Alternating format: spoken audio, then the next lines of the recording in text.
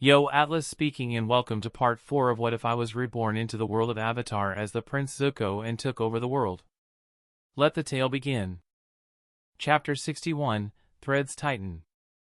Their footsteps echoed faintly through the palace corridor, measured, dignified, but with an undercurrent of tension. Gone were the banquet tables and ceremonial pleasantries. Now the sages followed Zuko through long marbled halls lined with bronze flame sconces and engraved reliefs of ancient firebenders. Though the sages still walked with reverence, their expressions had sharpened. As if the air around them shifted the closer they came to the soul of their mission. Have the proper seals been placed around the Avatar's chamber? Meitu asked as they turned a corner flanked by royal guards. Yes, Zuko replied. 3 layers of spiritual containment as per your requirements. Renji nodded. He is still unawakened? Zuko paused. He's been meditating, under watch. But the Avatar state hasn't surfaced since his capture. They reached a checkpoint, a heavy gate guarded by 2 members of the Imperial Firebenders, standing stoically with spears crossed. Zuko produced a scroll bearing his sigil and the Fire Lord's wax seal. The guards bowed and stepped aside, opening the gate. Beyond it was a stone stairwell that spiraled down into darkness. The air changed. Cooler. Heavier. They descended. Testing his spiritual responses will be crucial, said Grand Sage Yoriku, his hand gliding across the smooth wall as they moved. We must observe how the Avatar's energy reacts to invocation. Even if we cannot sever the cycle, understanding how the spirit stirs could guide us closer. He is young, Duan added. Impressionable. We should see if his spirit bends to control, or resists it. That's not our purpose, Renji said with quiet discomfort. We are not here to torment him. We are here, Meitu cut in, to explore the limits of balance. And what must be done if balance itself endangers the world? Zuko said nothing as he led them lower, torchlight flickering off the damp, moss-veined stone. This was his first time visiting Aang since Ozai moved him. First time seeing the new checkpoints was a great excuse for his real plans. Another checkpoint. More guards. Another sealed gate opened with grinding effort. Now they were 2 floors beneath the main palace. The ceilings curved lower here. The walls whispered with ancient cold. This is what the Fire Nation became, Zuko thought grimly. A place where sages in robes spoke of balance like it was a weapon. Yoriku turned to him as they reached the final flight of steps. Do you believe, Prince Zuko, that the Avatar can be controlled? Zuko kept his eyes forward. I believe, he said carefully, that if the Avatar is truly meant to preserve balance, then the world must decide what balance means. Duan gave a pleased grunt. They reached the final checkpoint, a reinforced iron gate. Beyond it, the stone corridor glowed with dim spiritual warding marks. Intricate fire symbols etched in chalk circled the edges of the walls. The guards here bowed even deeper. One of them pressed his hand to the mark on the door, murmuring a phrase. A flash of flames illuminated the hall. The spiritual lock released with a metallic hiss. The gates groaned open. Zuko stepped aside and gestured the sages in. Gentlemen, he said with practiced calm, the Avatar awaits.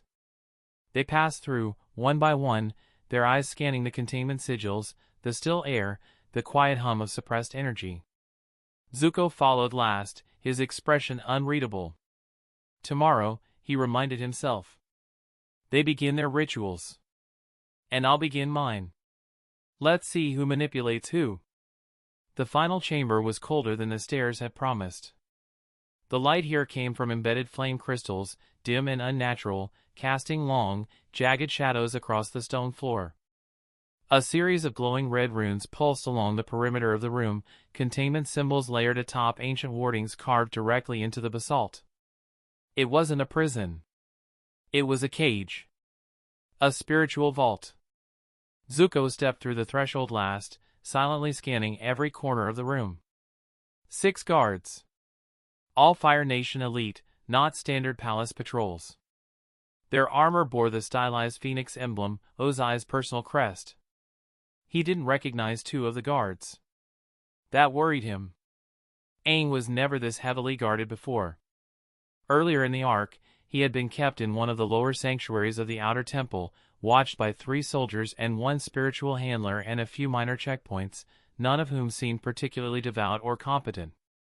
The path had fewer checkpoints. No enchanted doors. No sacred symbols. Now everything reeked of holy fire and imperial control. Zuko's jaw tensed slightly. Ozai escalated security. Why? And when? At the center of the room, in perfect lotus position, sat Aang. His head was bowed. Thin chains wrapped his wrists, his ankles, even his waist, just loose enough to allow posture, but clearly imbued with spiritual suppression techniques. His airbender robes were faded and frayed, and though his body looked thinner, there was no doubt he had been meditating. He hadn't expected that. Even after everything, Zuko thought, he still meditates. The click of a staff echoed across the chamber. Yoriku stepped forward, his eyes glinting with complex emotion. Awe. Disapproval. Curiosity. The Grand Sage bowed, not deeply, but with ceremonial grace. Avatar, he said, we are honored. Aang stirred, slowly lifting his head. His gray eyes met the sage's, and then shifted to Zuko. Zuko gave him nothing. No nod. No signal. Just a quiet, composed stare. What's going on? Aang asked, his voice dry but clear. Why are there more of you? Rinji stepped forward with a respectful clasp of his hands. We are the fire sages of Crescent Island. Custodians of spiritual balance. Today, we have come to examine your state. Examine? Aang echoed, narrowing his eyes. Maida's tone held less reverence. You were captured during a time of great imbalance. The Fire Nation is close to ending a century of war, an era the Avatar has resisted. You, child, have chosen sides. Duan stepped closer too, peering at the chains. Tomorrow, we will determine how tightly your spirit still clings to its cycle. What fragments of your past lives still linger? Aang frowned. You want to test the Avatar's spirit? We must see how it behaves, Meitu said. How it resists. How it adapts. Or how it breaks, Duan added. Yoriku held up a hand. Enough. Tonight, we observe. Tomorrow, we act. Zuko stood near the back wall, saying nothing. But he watched it all. Every glance. Every movement. Every overstep. He watched the guard at the far door whisper something to the second one, he'd remember that. He watched Aang's chains subtly tighten when his breathing deepened. He watched Meitu adjust the spiritual crystals on the walls, careful to angle them toward the boy's chest. He watched as Yoriku reached into his sleeve and pulled a long talisman brush, dipped it in ink, and began writing on a scroll. He memorized every stroke. I need to know every piece of this, he thought. Every guard. Every glyph.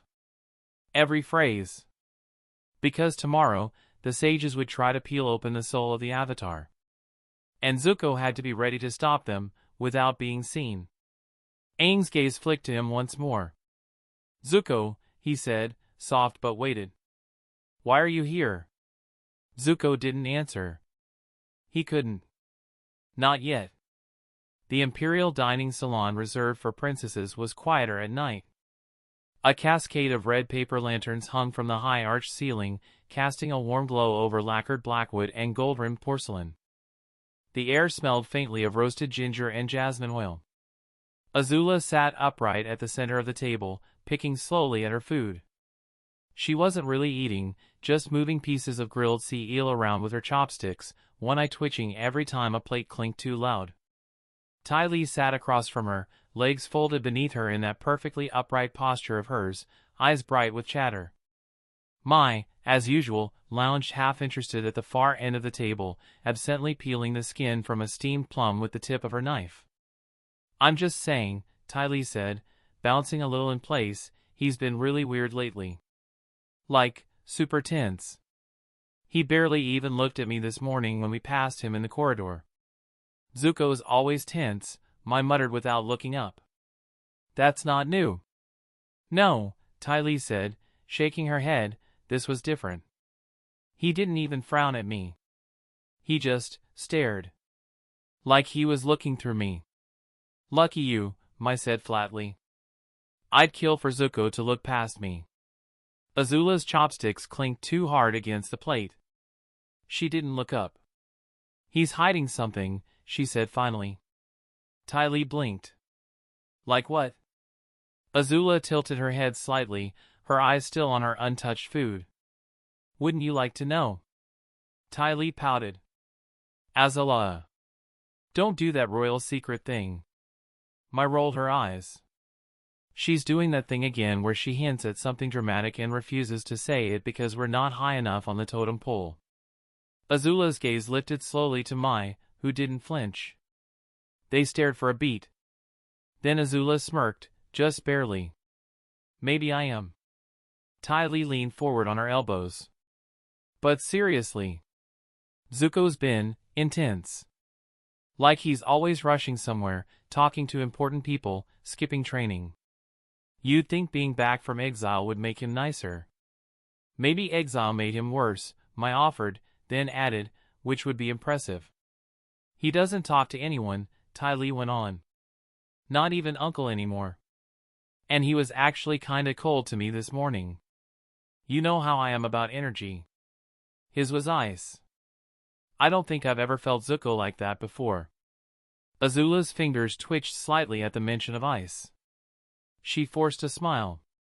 Maybe he's finally realizing how outmatched he is. Ty Lee tilted her head. But he's not, is he? I mean, he's gotten really strong. Everyone's talking about how he beat Zhao and how your father's letting him oversee the Avatar thing. That's kind of a big deal. Azula's eyes narrowed just slightly. Yes, she said. It is. Mai looked at her now. Really looked. You're annoyed. Azula said nothing. Ty Lee's eyes widened. Are you mad that Zuko's getting attention? Azula's gaze snapped to her. Don't be ridiculous. You are mad, Ty Lee said, grinning. Wow. You're actually mad.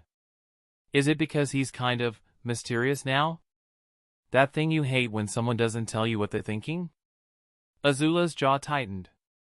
He's not mysterious. He's manipulative. Mai hummed. That's new. You used to say he was stupid. I said he was impulsive, Azula snapped. Now he's sneaky. And creepy. And walking around like he knows something no one else does. Ty Lee giggled. That's kind of hot, though. Azula's chopsticks froze in midair. Mai glanced at Ty Lee. You've said that about a guy who set his own robes on fire. I appreciate passion, Ty Lee said, beaming. Azula dropped her chopsticks onto the plate. He's not hot, she said sharply. He's my brother. The room fell silent. Ty Lee blinked. Mai raised an eyebrow. Azula exhaled slowly and leaned back in her chair, brushing invisible dust from her sleeve. He's just irritating, she said, calmer now. Thinks he can slink around the palace with that smug look on his face, whispering with generals and sages and father like he's already been crowned. Mai tilted her head. Hasn't he? Azula gave her a sideways glance. Not yet. The silence returned, this time thicker. Ty Lee stirred her drink with a tiny straw. So, what are you gonna do? Azula stared across the room at the flickering lanterns. Watch. Her voice was low. Sharp. And when the time comes, remind Zuko who he's dealing with. A few moments of silence passed. The soft clink of the door handle turning broke the quiet. Ty Lee and Mai turned their heads toward the entrance of the private salon as the door creaked open. Azula didn't look up right away. She already knew who it was. The scent of ash and leather hit first. Zhao always smelled like scorched armor and sweat, no matter how much perfume he used to mask it. He had pained look to him from the fight with Zuko the other day, but he still hid it quite well. The man himself stepped into the room with the confident stride of someone who believed he belonged anywhere he entered. "Princess Azula," Zhao said, voice smooth but coiled beneath with tension. Azula glanced up, one brow raised, expression flat. "General Zhao. This is a private dinner." Zhao gave a stiff nod toward Mai and Ty Lee. "My apologies. But the matter is urgent." Mai sighed. "Then make it quick. The eel's finally gotten tender." Ty Lee pouted. "I was just about to ask Azula if she thinks Zuko has a secret love child." Azula's widened in absolute shock, a bit of nervousness rose to her cheeks. She waved a hand sharply. "Out! Both of you!" Ty Lee blinked. "Wait, really?" Azula didn't blink. Mai rolled her eyes and stood. "Fine. But if you start plotting a coup without us, I'm going to be annoyed." Ty Lee grabbed one last fried dumpling before skipping out the door after her. When it closed, Azula turned her full attention on Zhao. "Well," she asked, "I assume this isn't another power grab dressed up as gossip." Zhao moved further into the room, lowering his voice. "I've been watching your brother closely." Azula sat straighter, her eyes sharpening. "I thought he was just playing at politics. Gaining favor, scheming for your father's approval. But it's more than that. He's coordinating, disguising movements, shifting schedules." He leaned forward, voice dropping to a near whisper. "Yesterday, I found 2 palace guards transferred out of the lower levels without explanation. Today, those same levels are swarming with spiritual warding, and no one can tell me when the Avatar was moved there." Azula's gaze narrowed. "Go on." Zhao's lip curled. "Something's coming. Something big. And he's pulling it off right under our noses." He straightened now, standing across from her like a man ready to light a fuse. "I need your help." Azula stared at him, expression unreadable. Then, slowly, she smiled. Like the hiss of a fire catching oil. Chapter 62, Smoke on the Balcony. Some prisons are made of silence and silk. The door closed with a dull click behind him. Zuko didn't bother to lock it. He didn't even change out of his robes. He just dropped face first onto the vast crimson sheets of his bed, arms sprawled wide, the deep sigh he released more exhausted than dramatic. His back ached. His legs were stiff. And his mind had been spinning non-stop for over 12 hours. He hadn't even closed the door with his usual care. From outside, a voice drifted in, soft, familiar. "Long day?" Zuko blinked into the pillow. He hadn't noticed her. Katara sat curled on the balcony chair, silhouetted against the silver glow of starlight and the warm lanterns dotting the Fire Nation capital below. A thin trail of steam rose from her cup of tea, catching the light like smoke from a distant fire. She didn't turn to face him. "You have no idea," Zuko muttered, voice muffled in the sheets. "I might," she said, sipping her tea. "I've been trapped in your gilded palace all day." Zuko let out a low grunt and rolled onto his back, staring up at the ceiling. "I entertained sages. Oversaw spiritual preparations. Walked up and down every level of this palace more times than I care to count. All just to keep them from asking the wrong questions." Katara still didn't look at him. She just swirled the tea slightly, letting the warmth seep into her hands. "And did it work?" He glanced toward her, his eyes half-lidded with fatigue. "For now." Katara exhaled, almost a sigh, but quieter. She leaned her elbow against the edge of the balcony, letting the breeze tangle with the tips of her hair. The city beyond flickered with life, music from distant courtyards, drifting laughter, the occasional whoosh of a fire lantern rising into the night sky. "You sound like a real politician," she said softly. Zuko chuckled under his breath. "That's terrifying." "I meant it." That quiet silence stretched between them again. Zuko sat up slowly, wincing as he rubbed the side of his neck. "You've been out there a while." It's cooler out here, she said. That wasn't really an answer. But he didn't push. Instead, he got to his feet and moved to the dresser, pulling off his ceremonial overcoat and folding it with absent precision. Behind him, she asked, "And what do the great sages of Crescent Island say about killing the Avatar?" There was no malice in her tone, just that unnerving stillness she developed. Calm. Polished. Measured. Zuko didn't turn to face her. "They're still theorizing," he said, voice careful.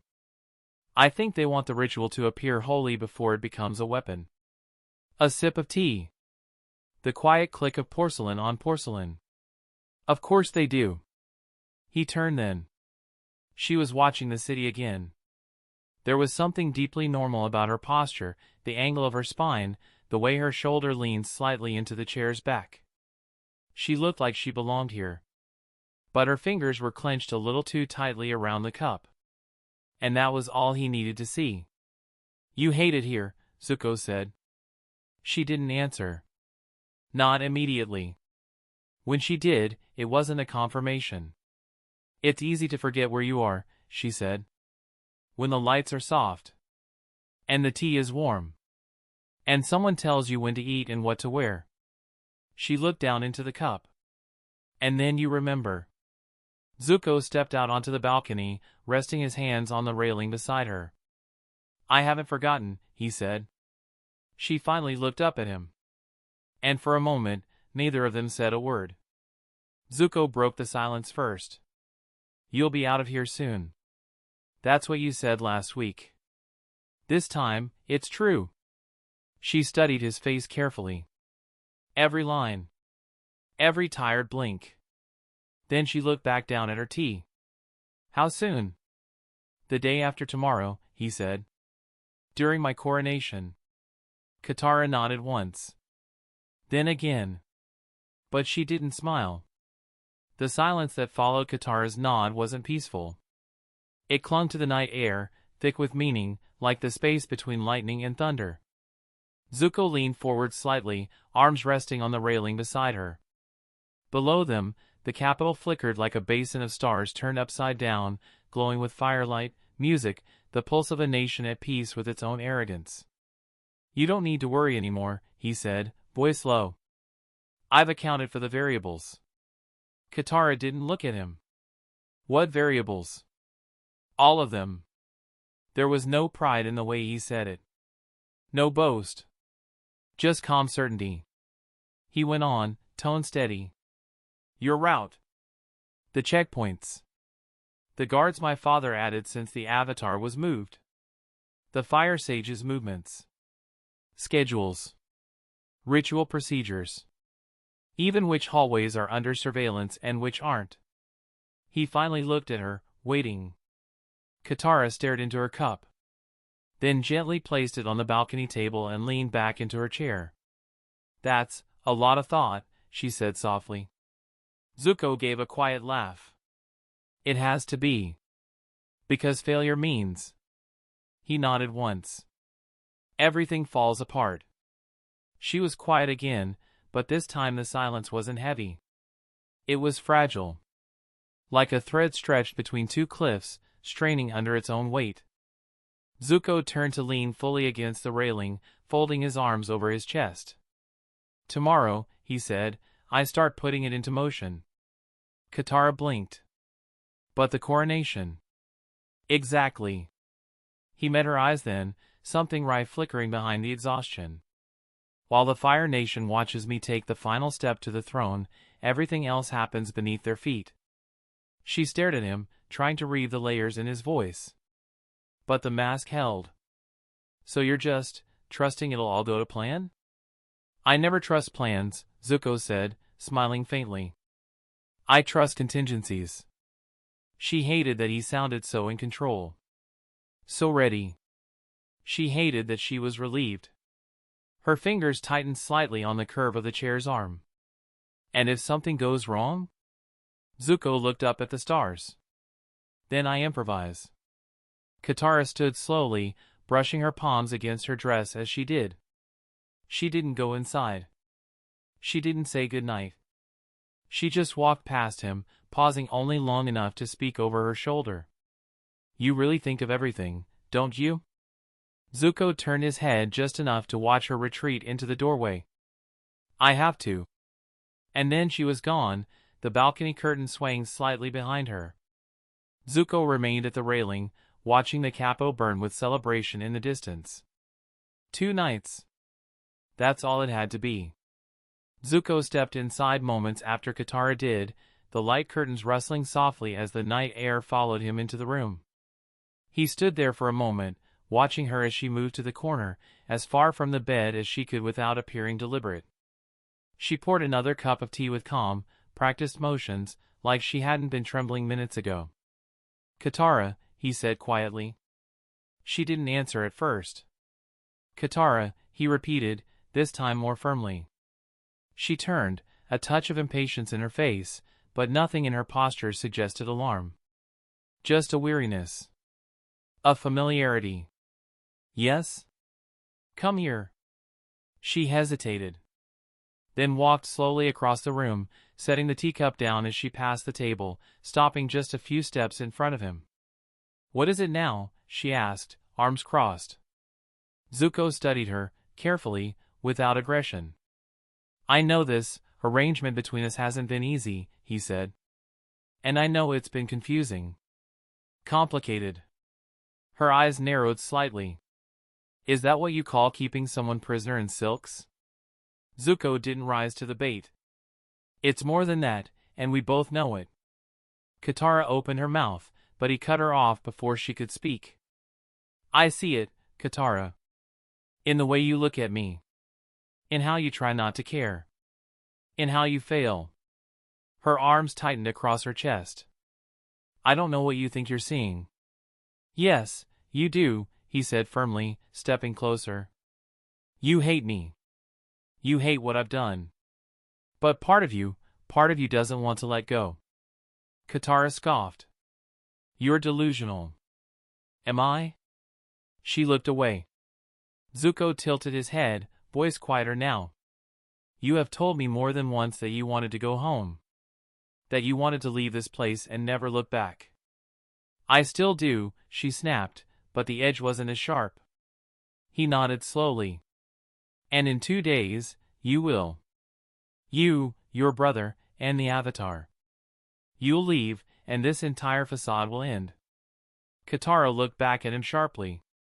But before that happens, he said, I want something to be clear between us. She didn't speak. Zuko stepped closer. I want you. Her eyes widened slightly. I don't mean tonight, he added. I'm not talking about a moment. I'm talking about something real. I want you to be my woman. Katara's mouth opened. You. He didn't let her interrupt. I know what I am. I know what I've done. Nothing about that changes. I'm not becoming a different man. I'm not asking you to change either. You'll still leave with the Avatar when the time comes.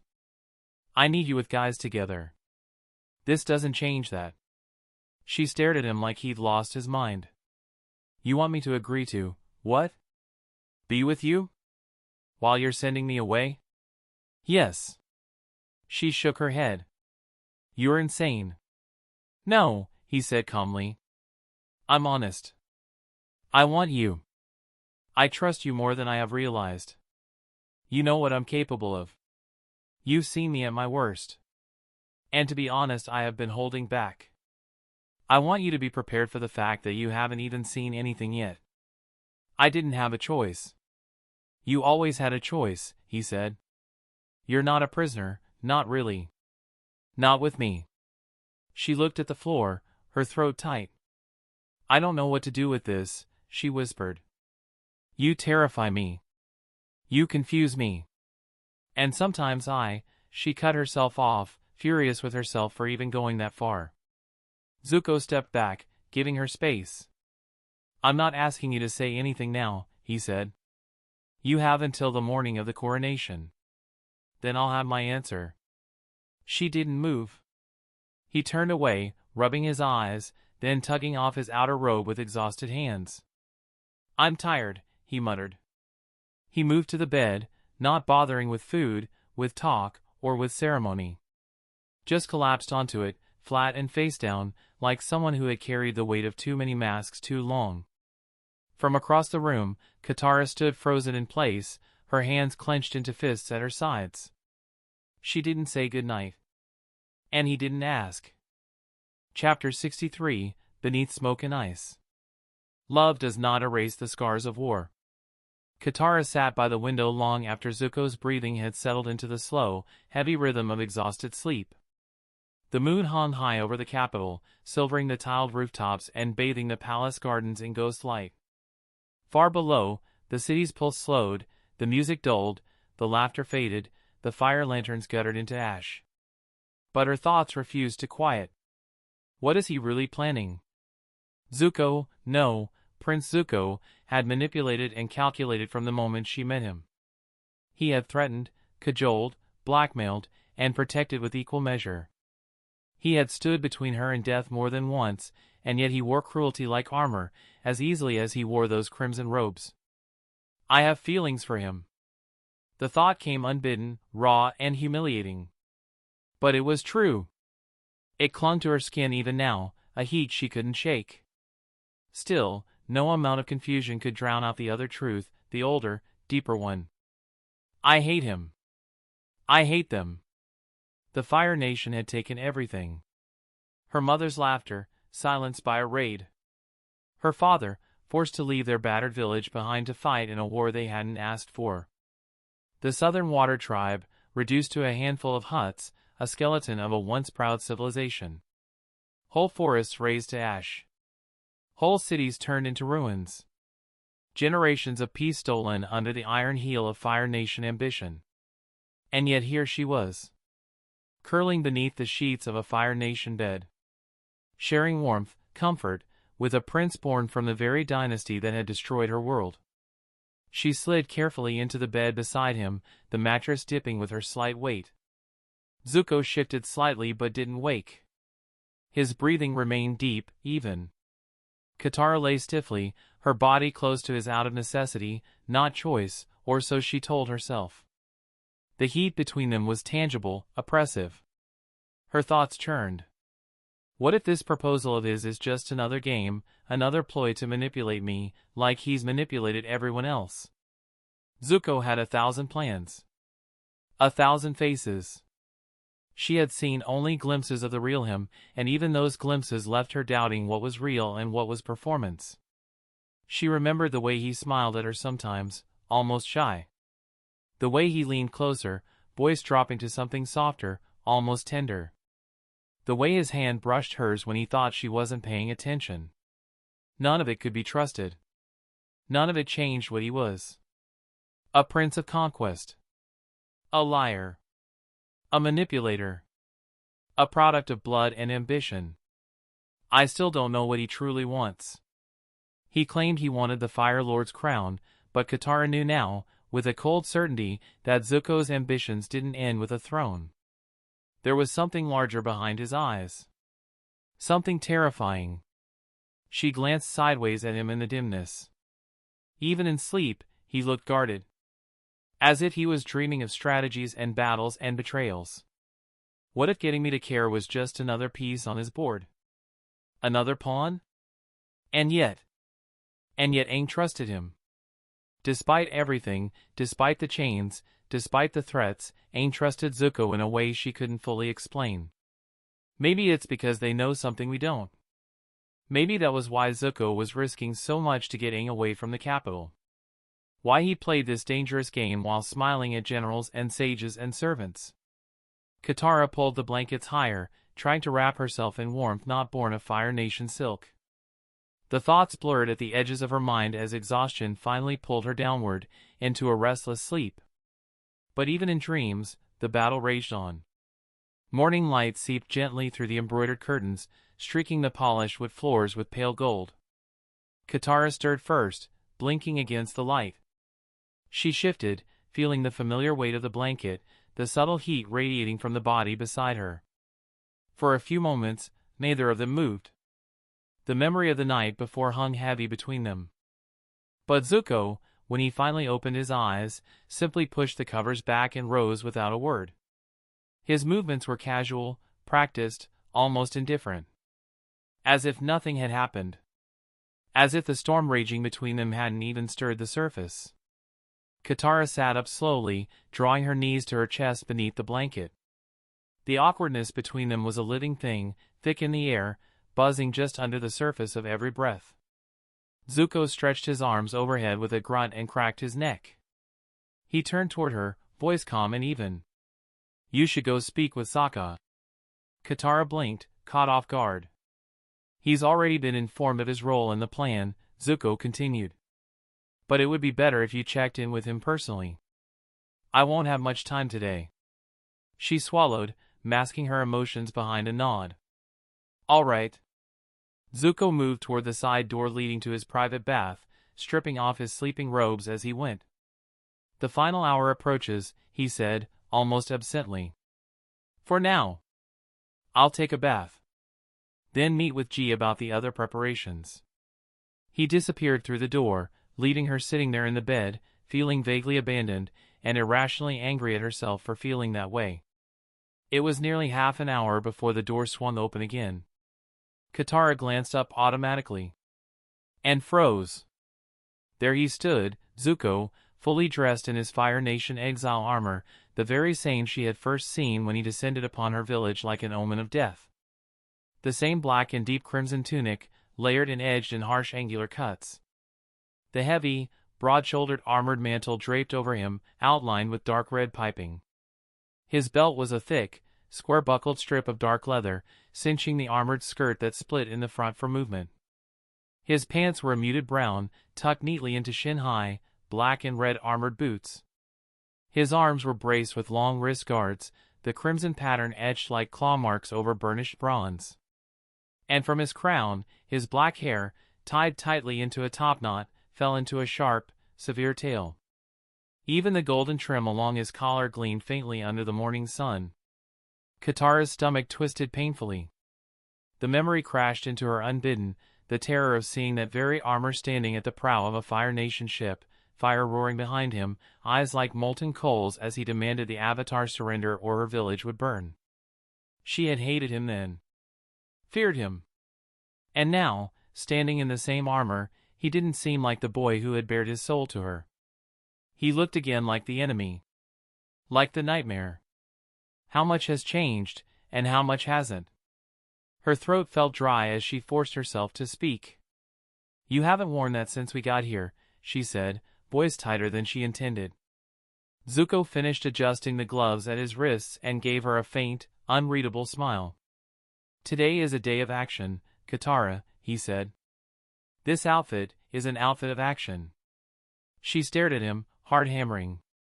He tilted his head slightly, his gold eyes hard, focused. "Today," he continued, "I finally start putting the riskier parts into motion. If things don't go as planned, I could be leading the Fire Nation before the day even ends." Katara opened her mouth, to ask, to protest, to beg him for answers, but he was already moving. He walked past her without hesitation, his boots clicking softly against the polished floor. The door swung open. And he was gone. Leaving her alone, with nothing but the memories, and the terrible, trembling question of what would happen next. The palace was alive with motion. Servants scurried through the marbled halls, their arms laden with bundles of crimson and gold cloth. Banners bearing the blazing emblem of the Fire Nation were being hoisted from the balconies, fluttering in the morning breeze like living flames. Courtiers and ministers hurried past in clusters, their conversations a constant murmur of ceremony, security, and spectacle. Zuko strode through it all, his steps unhurried, his head high. The exiled prince's armor gleamed under the rising sun, every sharp line and layer a deliberate echo of the man he had been, and the man he was becoming. People noticed. Everywhere he passed, heads turned. "Prince Zuko," cried an older steward, bowing low, his voice quivering with pride. "You honor us with your presence, and in such fitting attire." Zuko nodded casually. "Thank you. Carry on." Two guards stationed at the inner gates straightened visibly as he approached. "Your Highness," one said, thumping his chest in salute. "It's good to see you dressed as a true warrior again." Zuko gave them a brief, approving glance. "It's a day for action," he said simply. A group of palace maids carrying flower arrangements froze when they spotted him, whispering behind their hands. "He looks so fierce," one murmured. "Like the stories," another said. Zuko caught the words and allowed himself the faintest smirk as he passed by. Further along, a young courier boy, no older than 12, nearly stumbled over his own feet trying to bow. "Forgive me, Prince Zuko. You look just like the legends from the old songs." Zuko placed a steadying hand on the boy's shoulder. "Walk carefully," he said. "It's going to be a long day." The boy nodded vigorously, cheeks burning red. Even the senior palace ministers standing by a towering pillar took note as he approached. One, a thin man with wispy mustaches, whispered to another, "Exile no longer. Look at him, an heir the people can believe in."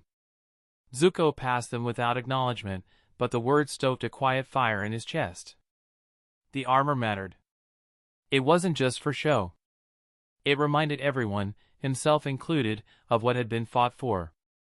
What had been suffered. What was still left to do. He made his way through the palace grounds, the scent of fresh lacquer and burning incense thick in the air, toward the training yards tucked behind the western courtyard. Here, the atmosphere was different. Less celebratory. More purposeful. Soldiers drilled in ordered lines, barked orders ringing out into the cool morning. Blades clashed. Flames roared. And standing at the edge of one of the smaller sparring rings, arms crossed, was Lieutenant G, his old second-in-command. G wore simple battle armor, his sleeves rolled up, a sheathed short sword at his side. The man looked exactly as Zuko remembered him during their exile at sea, hard-eyed, quietly loyal, carrying scars that no parade could polish away. Zuko's boots thudded softly against the packed earth as he crossed the yard. G looked up, and smiled that familiar, grim smile. "Well," G said, voice rough like stone, "if it isn't the Prince of the Fire Nation, back in his armor." Zuko smirked. "Miss it?" "Not even a little," G said. But the warmth in his eyes betrayed the lie. Zuko clapped his shoulder firmly. They stood there a moment, two warriors, two survivors of exile, sharing a silence heavier and truer than most words. But what neither noticed was the shadowy figure watching them from the far side of the yard, half hidden behind a column. Silent. Calculating. Waiting. Chapter 64, Hidden Plans. The palace gardens were a masterpiece of manicured perfection. Cherry trees stretched their delicate limbs overhead, their last pink blossoms drifting lazily down in the warm morning breeze. The scent of fresh-cut grass and sweet hibiscus filled the air, mingling with the faint aroma of roasted nuts and rich coffee set neatly at the side table. Azula sat with the elegant poise of a predator in stillness, a plate of preserved fruits and rice cakes untouched before her. She wore a simple crimson gown, unadorned save for the golden sash at her waist, informal enough for breakfast, but every inch of her posture radiated authority. Across from her, Mai toyed idly with a cup of jasmine tea, her expression as blank as the sky overhead. Ty Lee sat cross-legged on the grass, humming softly to herself as she balanced a plate precariously on her knees. The peace shattered when Commander Zhao strode into view, flanked by another man in lighter armor. Azula looked up lazily as they approached.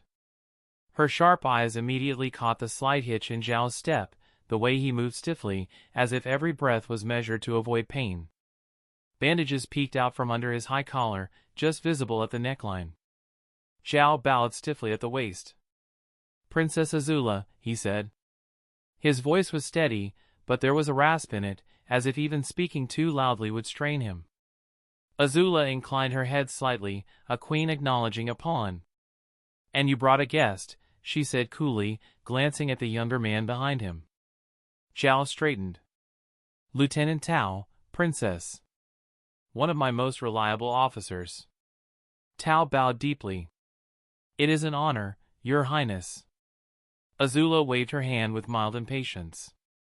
Very well. If you've dragged yourselves all the way here during my breakfast, I assume it's important. It is, Zhao said grimly. At her nod, Tao stepped forward.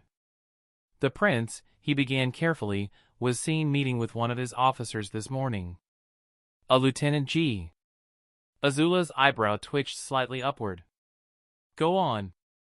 I was able to follow them briefly from a distance, Tao continued.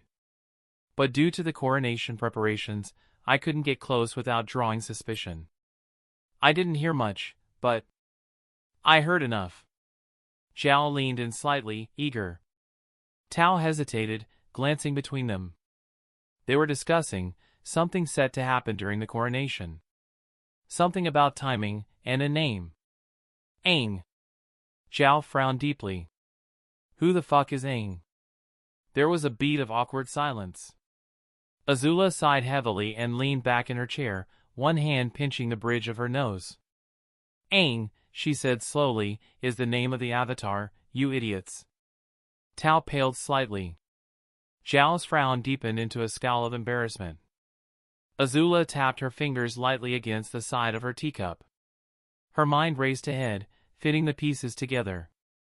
So, Zhao said, recovering his composure, the prince is plotting something involving the Avatar. Azula gave him a slow, wolfish smile. It seems you were right to reach out to me, Commander. Tao shifted slightly, glancing between them. Shall we move to stop him now, Your Highness? Or... He trailed off. Both Zhao and Tao looked at Azula, the question hanging in the fragrant morning air. Azula tapped one lacquered fingernail against her plate and thought. No, she said at last. Not yet. She stood, the silk of her robes whispering against the stone. I will speak to my father. Her eyes gleamed coldly in the light. Commander Zhao, you and your men will be assigned to the Avatar's personal guard detail during the coronation. If Zuko makes a move, you will stop him. Zhao grinned savagely, though the motion made him wince and touch his side. I'll see to it personally. Azula nodded approvingly. Lieutenant Tao, she said, turning to the younger officer, your mission is simple, find out exactly what my brother is planning. No mistakes. Tao bowed sharply. Yes, Princess. Without another word, he turned and hurried back toward the palace grounds, blending into the bustling crowds preparing for tomorrow's grand event. For a moment, Azula and Zhao stood alone in the dappled sunlight, the smell of sweet flowers and fresh pastries thick around them. Azula folded her arms and looked Zhao up and down. You've changed since you were a bratty lieutenant under the colonel, she said idly.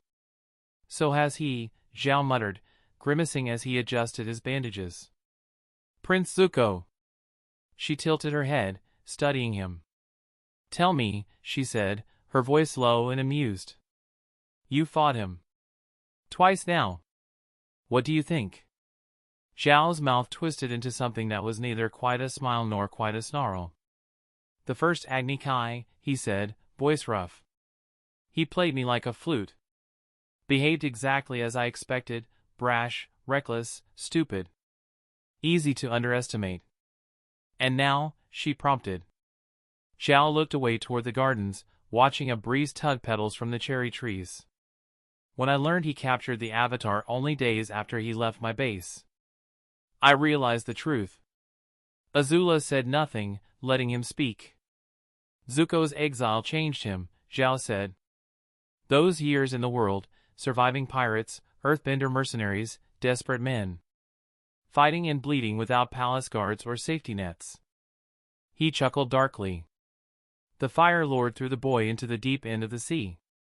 And instead of drowning, Zhao's voice dropped to a whisper. He learned to swim and thrive. Azula's smile was slow and thoughtful. Zhao shook his head, wincing as he moved. I served in the southern waters, he said. I've read reports, skirmishes, raids, attacks from pirates and Earth Kingdom guerrillas. His ship barely made it through half of those. He turned back to her, his face grim. Surviving that, it makes sense he's not the same spoiled prince anymore. Azula tilted her chin up, her golden eyes distant, thoughtful. Above them, the clear blue sky stretched endlessly overhead. No clouds. No mercy. And tomorrow, the palace would either crown a prince, or bury a traitor. Azula walked briskly through the winding palace halls, the hard soles of her boots striking against polished stone with every step. The red silk banners draped from the high ceiling stirred in the faint currents of morning air, the walls lined with flame sconces that burned steadily. She wore her formal battle attire, the one reserved for moments of command and strategy. The black tunic clung sharply to her slender frame, bordered with bold crimson lines that cut across her chest and waist. Gold accents adorned her belt and shoulder guards, gleaming under the torchlight. Her leggings were tightly fitted, leading into polished black boots trimmed with red. Her armor plates rested over her shoulders and thighs, designed for mobility and elegance both, the Fire Nation insignia embossed proudly across her chest. Her hair was pulled back tightly into a high topknot, her bangs framing her sharp, calculating eyes. The doors to the war room loomed ahead, heavy and guarded. 2 Imperial firebenders saluted her sharply as she approached. Without waiting for permission, she pushed the doors open and entered. Inside, Fire Lord Ozai stood before the great war map that dominated the room. The vast parchment was spread across a stone table, covered in tiny fire-red and earth-green markers, each symbolizing regiments, fortresses, and battlefronts across the world.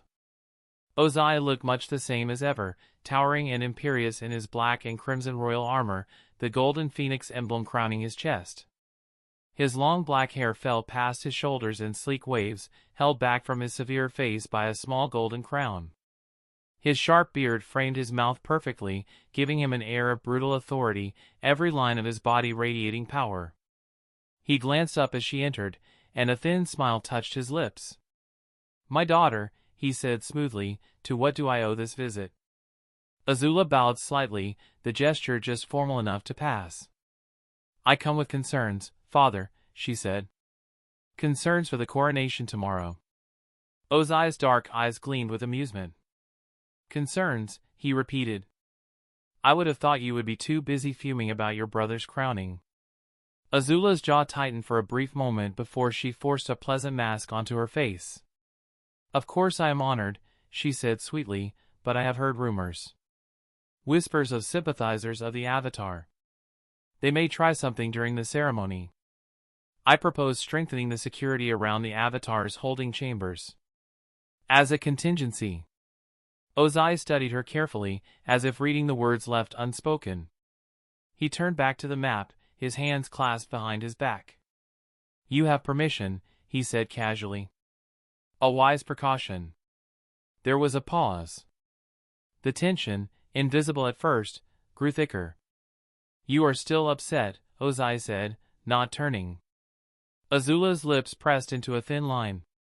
"After everything I have done," she said, her voice low and tight, "after all I have achieved, you still chose him." Ozai finally faced her fully. "Zuko has earned this, Azula." Her fingers curled into fists at her sides. "And I have not?" "You have done much," Ozai allowed. "But not like him." Azula's voice rose despite herself. "Why? Because he survived a few pirates? Some earthbenders?" She could not keep the contempt from her voice. Ozai studied her in silence for a long moment. Then he asked, his voice mild, almost conversational. "Would you then consider what Zuko proposed the other day?" Azula stiffened, horror flashing across her face. "I thought we were never to speak of that," she hissed. She flicked her gaze toward the guards standing like statues along the walls. "Especially not with ears around."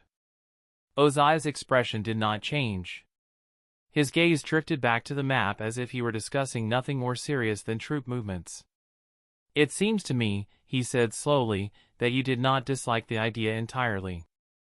Azula recoiled, her stomach twisting in disgust. She felt the bile rise in her throat. "The very thought of it," she said, her voice sharp with loathing, "disgusts me."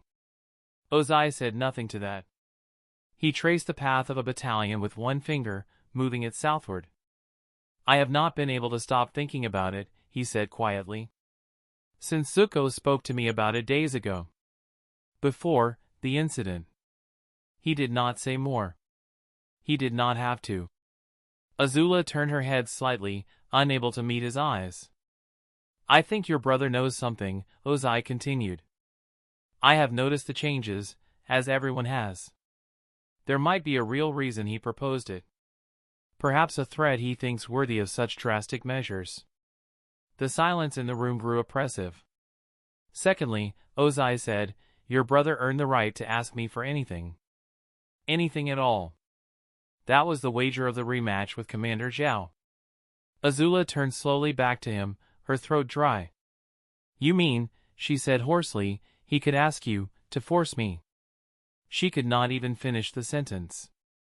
It is a real possibility, Ozai said, his voice as calm as ever. Azula stared at him, seeing for a moment not her father but the terrible, indifferent force that ruled the Fire Nation. There was nothing more to be said. Ozai turned back to the map, dismissing her without a word. You have permission, he repeated. Strengthen the security. Your brother is meeting with the sages now, working on a method to end the Avatar's cycle. You should observe them. Azula bowed stiffly and turned to leave. The doors closed behind her with a hollow thud, but her mind was anything but silent. As she walked through the palace halls, her boots striking rhythmically against the polished floors, a bitter realization coiled inside her. He played me, she thought. Zuko had maneuvered her like a piece on a board. He had baited her into goading him to fight Zhao.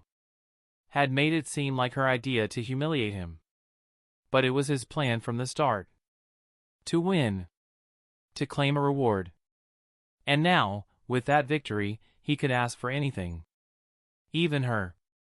He wants me, she thought, a shudder of revulsion and confusion running through her. Stopping his plans for the Avatar would be the perfect revenge. And she would enjoy every second of it. Chapter 65, The Fire Beneath Flesh. The late afternoon sun cast a coppery hue through the narrow windows high along the volcanic corridor. The light did not reach the inner dungeon, but its presence gave a lingering warmth to the upper air, mocking the chill that clung to the stone chamber below. Zuko descended the winding steps, the flickering torches barely touching his shadowed face. He could already hear it, Aang's ragged breathing echoing through the cavernous cell, broken by occasional murmurs, incoherent and trembling. The prince's boots rang sharply against the floor, silencing the whispers between the sages until he stepped into the room. Prince Zuko, said Elder Yoriku solemnly, bowing lightly with the other 4 sages in sequence: Renji, Meitu, Duan, and Vera. The 5 had changed robes, now clad in dark red A&B black silk stained with traces of oil, ash, and herbal tinctures.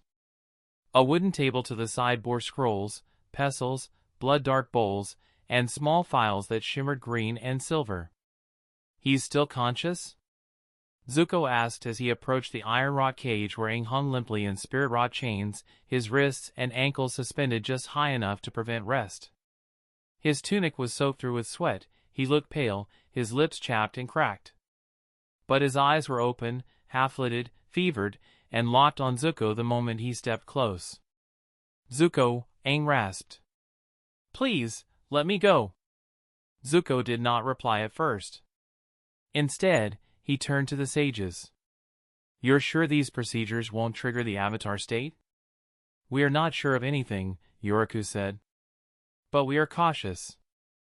These techniques are designed to agitate the bond between the mortal vessel and the spiritual force within, without severing it.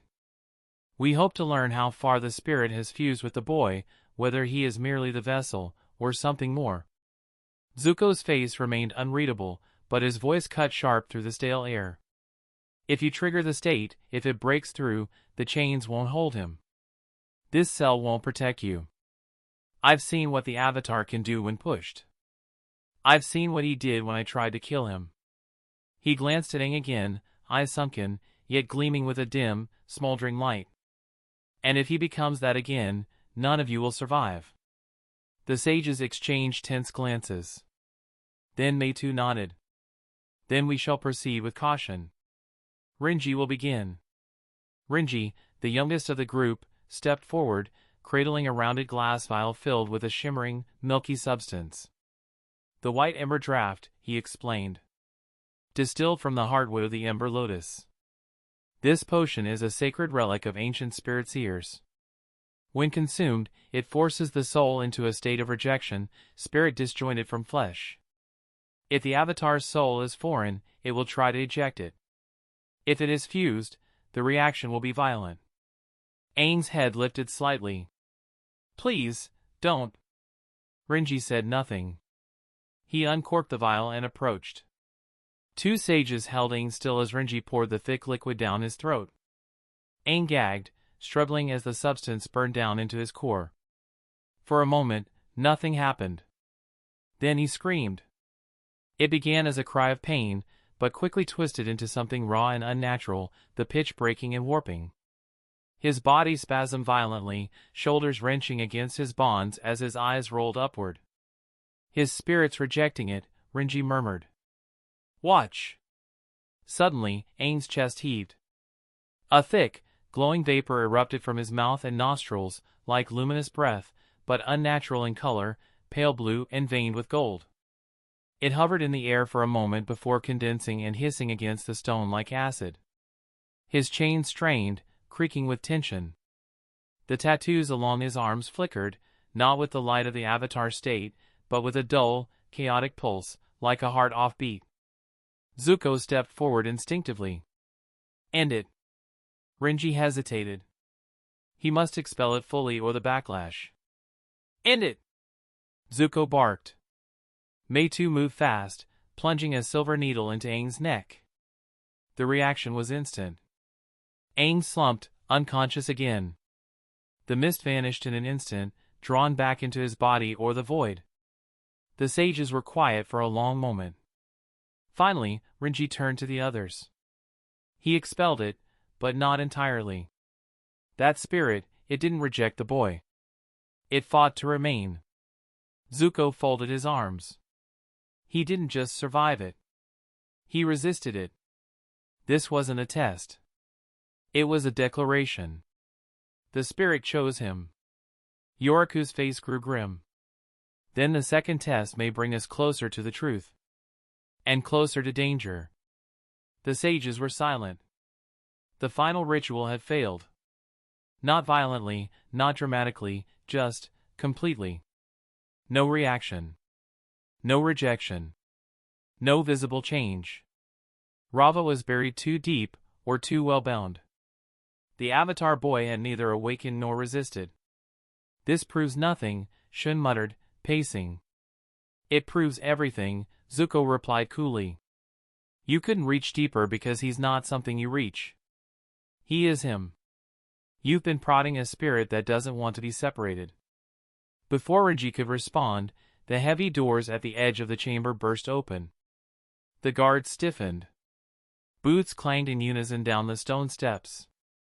Zuko turned sharply to see a familiar face leading the procession, Commander Zhao, his beard thick and eyes sharp with contempt. "Prince Zuko," Zhao said, stopping halfway down the steps. "Elder Sage. I bring orders directly from the Fire Lord." He held up a sealed scroll. Yoriku walked forward and broke it open. Zuko didn't bother to read it. He knew what it meant the moment Zhao's smug face entered the dungeon. Effective immediately, Zhao announced, "I and my personal division will serve as the Avatar's protection detail. The Fire Lord himself has commanded that no one, not even the prince, shall interact with or remove the Avatar without express permission. We are to remain with him at all times for the next 48 hours. 24 soldiers in blood-red and jet-black armor filed in behind Zhao, their formation precise and overwhelming in the dim torchlight. The chamber, once echoing with the quiet crackle of fire and whispering sages, now filled with the sound of armor clinking and feet thudding in rhythm. They spread out like a net, encircling the cell, the sages, even Zuko. Zhao looked at him then, not with malice, but challenge. His eyes gleamed like hot coals. "Try something," they seemed to say. "I dare you." Zuko's jaw tightened, but his voice stayed even. "Go ahead, Zhao," he said with forced calm, his eyes narrowing. If you don't mind, the sages and I should make like a tree and leave. Gladly, Zhao said. Leave the rest to us. Zuko turned. As he did, something changed. The air around him shimmered faintly. Heat poured from his body in silent waves, not flame, not smoke, but pressure. It was a suffocating, invisible presence that made even the armored soldiers back away half a step. The torches closest to him flickered violently. One went out. Renji flinched. Even Yoriku faltered. And Zhao, despite the thick wall of steel behind him, clenched his jaw and instinctively braced. Zuko didn't look back. He walked, slowly and deliberately, toward the stairs, his footsteps leaving warm prints behind on the stone, his fists clenched at his sides. He climbed. Steps. Checkpoint. More steps. Another checkpoint. Then more stairs. And another checkpoint. Guards saluted but didn't speak. None dared make eye contact. Every checkpoint was a pocket of silence, a fleeting pause in the furnace-like atmosphere Zuko carried with him like a second skin. Finally, after the last checkpoint and final flight of stairs, he stepped into the palace hallway. The chill of the polished stone floors greeted him like a breeze. His aura faded with it, no longer fire, but control. No longer fury, but focus. He exhaled once. Then he smiled. Bunch of idiots, he muttered, the corners of his mouth twitching with dark satisfaction. Down the corridor, the last light of day filtered through the palace windows. The sun was kissing the horizon, casting golden rays along the tiled floors. Dinner was nearing. The scent of roasted duck, garlic rice, and ginger broth drifted faintly down the long hallway. Zuko's stomach growled. He hadn't eaten all day. Turning on his heel, he made his way to the dining hall, silent, composed, but already preparing the next move. The moon hung like a ghostly eye in the heavens, veiled by thin wisps of cloud that drifted lazily across the night sky. Down below, the Fire Nation docks lay in near silence. The sea lapped gently against the iron hulls of moored ships, their black silhouettes swaying ever so slightly in rhythm with the tide. The air was still, heavy with the scent of oil, salt, and smoke. On one of the smallest ships anchored farthest from the main fortress, the personal vessel of Prince Zuko, two cloaked figures moved across the deck with purposeful strides. Their boots landed softly on the metal floor, each step carefully placed to avoid drawing attention. A distant torch flared somewhere along the pier, and the faint shuffle of a patrolling guard echoed across the dock, then faded. The pair descended a narrow ramp at the stern and crossed a small gangplank leading to the outer hold. Before them stood a thick metal door, featureless, save for a single viewing slot. The shorter of the two reached out and knocked, tap tap, tap, tap tap tap, tap. A pause. Then tap. From inside came a muffled voice, "Come in." The door creaked open, and a wall of warmth greeted them, dry, stinging heat that would have singed the brows of anyone not used to fire. Inside, a single torch flared on a wall sconce, its flames dancing high and hot. The soldier beneath it held a hand to the wall, his fire bending subtly keeping the torch burning like a miniature inferno. The pair lowered their hoods. Lieutenant G's stern face caught the torchlight, sharp shadows falling across his cheekbones. Beside him was a younger soldier, no more than 17, with dark eyes and a cautious expression. "Is the bison ready?" the younger one asked quietly, glancing behind as if afraid someone might overhear even in the dead of night. G stepped forward. "Prince Zuko says everything is in place to go down. We just need the bison now." The firebender by the torch nodded. "Everything is in order, Lieutenant. The Water Tribe boy, he taught us how to command the creature. It responds to voice and motion. We've trained quietly, as ordered." G exhaled, folding his arms. Unfortunately, the prince was right to only move him during the dead of night. The soldier by the torch chuckled lightly, more for nerves than humor. "With his size? I also agree that it was the right choice." The torch crackled louder, sparks dancing up the wall. The three men stood in silence for a moment, the only sound the distant creak of the tide rocking the hull. Outside, the clouds thinned just enough to let the moonlight spill across the deck in silver strands. And somewhere, deep in the ship's cargo bay, a faint groan vibrated through the metal, the ancient, sleepy breath of a sky bison waiting in the shadows. Chapter 66, Rescue. The hours before dawn were the coldest. A pale bluish mist clung to the peaks surrounding the caldera of the Fire Nation capital, but deep beneath the palace, no sun could pierce the rock. Down here, the very concept of time seemed to wither. In the lowest level of the dungeon, cut directly into black volcanic stone, the walls were slick with moisture and the scent of ash and mildew clung to every breath. A dozen elite firebenders stood around a thick, reinforced chamber, their armor dulled by long hours of waiting, their torches sputtering low. "I can't believe we've been stuck in this place the whole night," one of them muttered, tapping the butt of his spear against the stone. "How do you know it's been all night?" another replied. "For all we know, it's been 2 days already. Or 2 hours. Just shut up and do your job," barked Lieutenant Tao. He stepped forward, his boots echoing across the chamber as he approached the sealed door. Beyond it lay the Avatar, chained and unconscious. Standing silently inside was Commander Zhao, his arms folded behind his back, eyes fixed on the barely stirring figure at the center of the room. Tao approached slowly, pausing just outside the doorway. "Do you think their plan worked?" he asked, voice low. Zhao didn't turn. "It didn't seem like it." Tao frowned. "Then what is Zuko planning? What could he possibly want with the Avatar, if not to kill him outright?" Zhao finally turned to face him, his eyes narrowed in thought.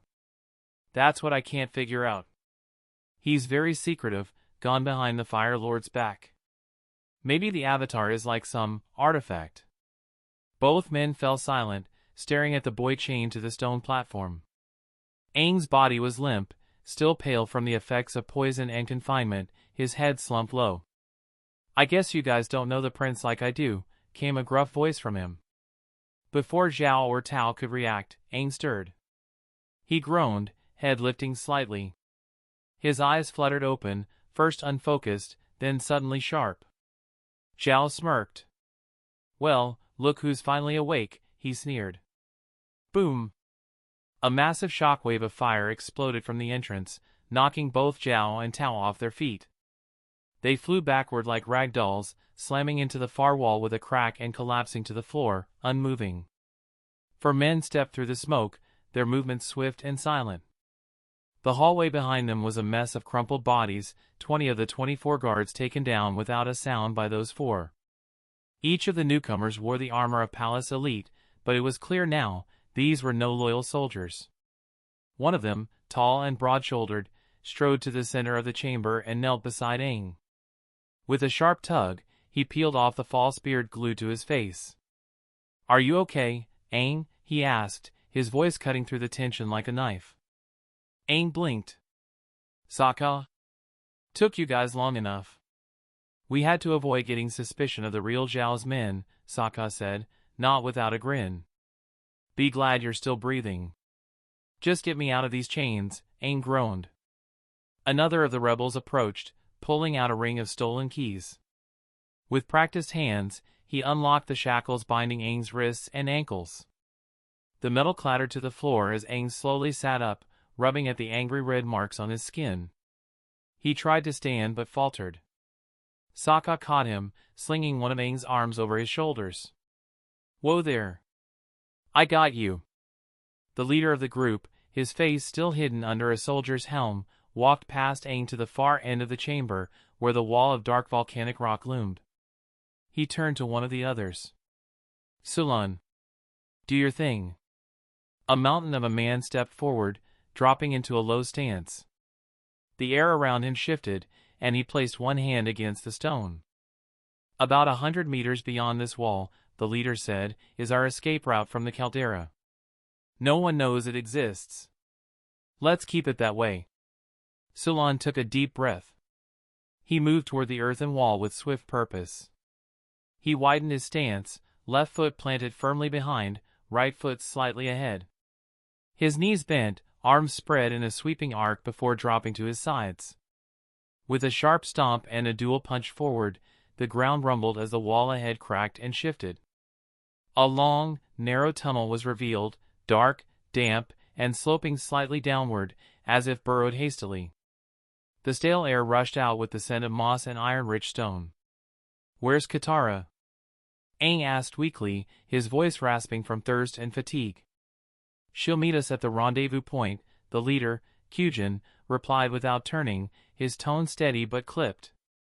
"Now move."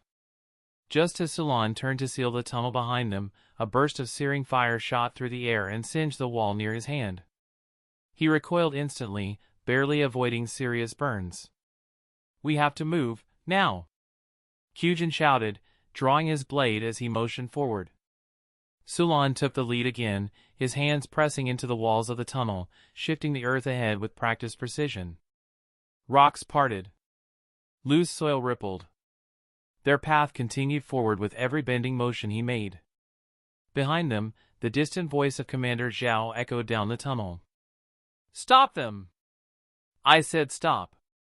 Tao's voice followed, frantic and furious. "They've taken the Avatar." The rebels ignored them. They moved quickly, the entire escape taking little more than a minute before the tunnel opened out onto the rim of the caldera. A soft, cold breeze hit their faces. Morning was close, but not yet here. The stars still twinkled faintly above the dark horizon. "Collapse the tunnel behind us," Kyujin ordered sharply.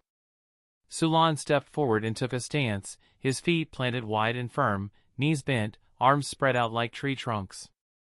Just as he raised his hands to bend the earth, a sudden burst of fire shot out from the tunnel's mouth. The flames licked the stone above and nearly burned his hands, forcing him to stagger back with a grunt. "We have to move fast," Kyujin barked. "Go!" They started running downhill along the side of the caldera, the narrow path slick and crumbling in places. Sulan took the lead, using heavy, rhythmic stomps of his heel and sweeping motions of his arms to open more tunnel segments as they moved. Behind them, the voices of Zhao and Tao echoed faintly. "Stop! You won't escape." But none of them hesitated. As they descended, Sokka, with Aang slumped over his back, barely conscious from the poison, called out between breaths, "Where's Lieutenant G? And Appa?" "At the rendezvous point," Kyujin answered without looking back. "They'll meet us there." A rustle came from the thicket just off the path, and suddenly, Lieutenant G burst out, followed by a younger soldier. Both were slightly out of breath, soot smudging their faces. "What took you so long?" G snapped. "The tunnel was longer than we anticipated, sir," Kyujin answered immediately. "Were any of you seen without your disguises?" G asked, already scanning their faces. "No, sir. We knocked everyone unconscious, except Zhao and his lieutenant. They're still coming." "Good." G's expression hardened as he turned to Sulan, who had climbed back up, panting and bruised. "Sulan," he said, "earn your freedom. Slow them down." Sulan gave a nod, pulling into a low horse stance with his palms turned downward. He pressed them forcefully into the ground and the entrance behind them crumbled with a heavy roar. Then, extending his arms wide, he bent a deep trench into the earth, shaping it into a broad, jagged crevice that stretched nearly 20 feet across and even deeper below. No ordinary soldier could cross it, not without falling into darkness. "That should slow them down," Sulan said, breathing heavily. G stepped forward beside him. With a fluid, circular motion of his arms and a fierce forward thrust, a sheet of fire burst from the ground on the far side of the crevice, forming a wall of blazing flame that danced high into the air, obscuring all behind it. "Let's go," G ordered. Without another word, they began their descent down the slope of the caldera, the dirt path winding like a scar across the volcanic hillside. The sky above was still dark, only the faintest indigo stretching across the horizon. Suddenly, an explosion tore through the sealed tunnel. A blast of molten rock and sparking lightning shattered the air as stone and ash burst outward. From the debris, a trail of blue-white sparks flickered like shattered stars. Zhao shot out of the smoke like a missile, fire roaring beneath his feet, propelling him through the air. His arms crossed to shield himself as he blasted through the wall of flame Sulan and Ji had left behind. Fire spiraled around him like armor. He landed hard on the other side of the crevice, flames skidding across the earth under his boots. But it was too late. Darkness greeted him. Silence. And then, he saw it. The bison rose above the trees in the distance. The bison's saddle was full, the avatar was there, his friends with him. Rising higher with every beat of the bison's tail. I will not let you escape. Zhao bellowed. He raised his hand, spinning his torso with precision and fury. His fingers glowed with intense light before he thrust them forward.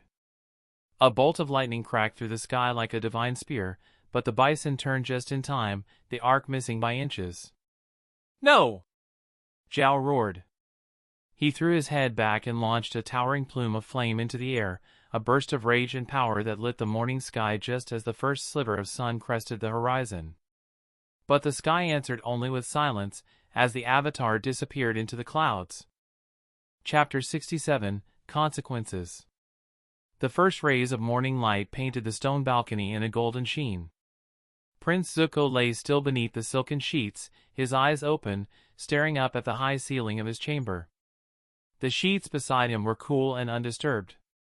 She was gone. Katara had left without a word before sunrise. Not that she needed to. Her role in this palace charade had ended. Her place was now beside the Avatar, where she had always belonged, though the memory of her breath, her voice, still lingered faintly in the room like smoke after flame.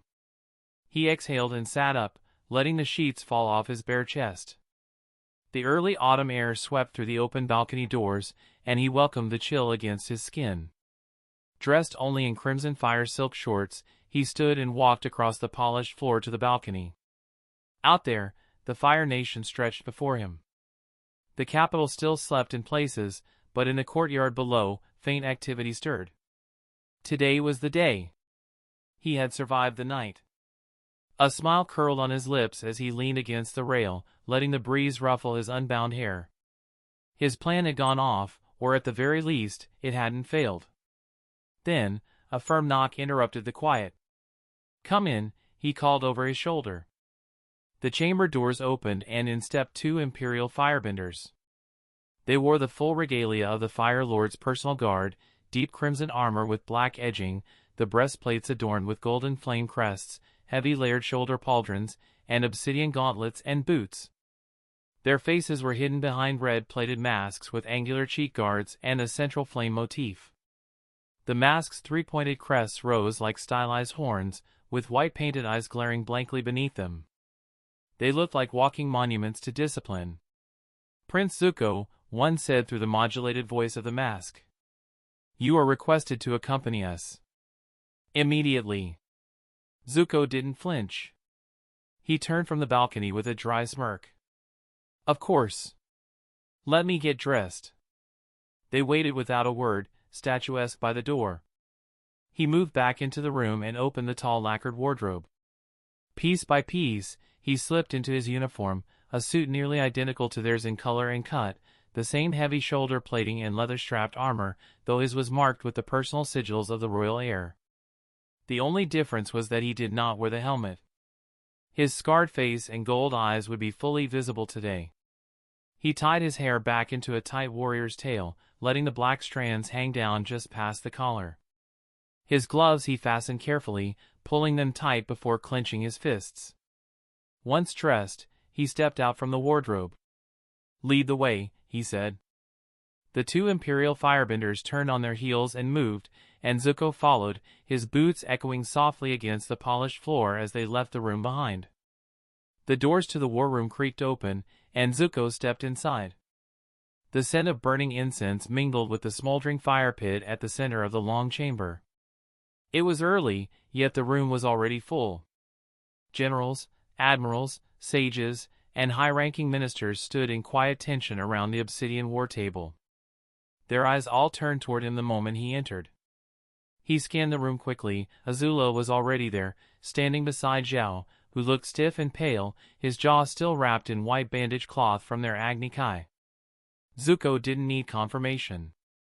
The presence of so many military elites, this early, with expressions this grim. It could only mean one thing. It worked, he thought. They're gone, or at least, I hope they are. He kept the thought to himself, his expression unreadable. What's going on, father? He asked with casual calm, walking toward the center.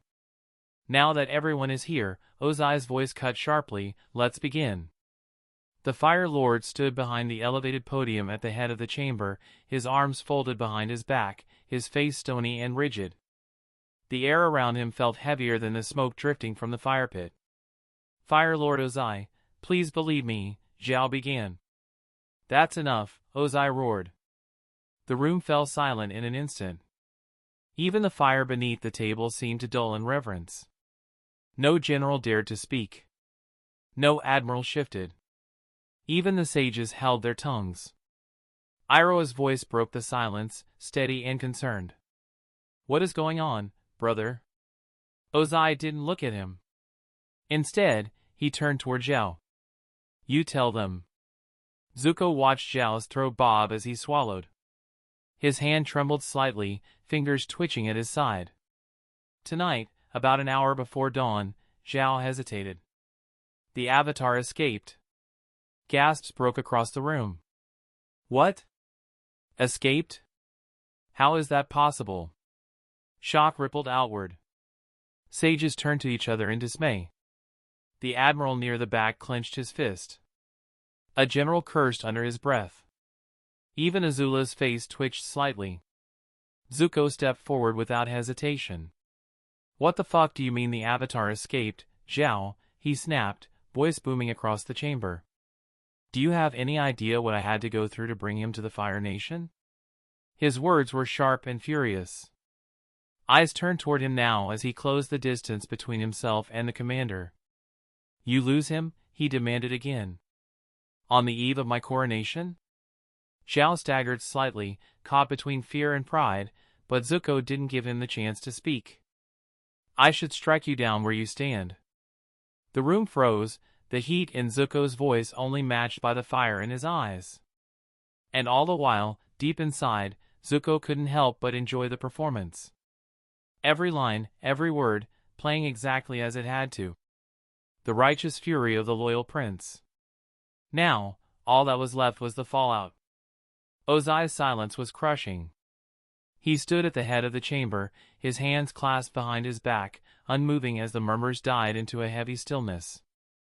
The crackling flames in the floor seemed quieter now, the heat of them distant. All eyes were on the Fire Lord, waiting, dreading. You've lost the only thing that could threaten our reign, Ozai said finally, his voice cold and sharp.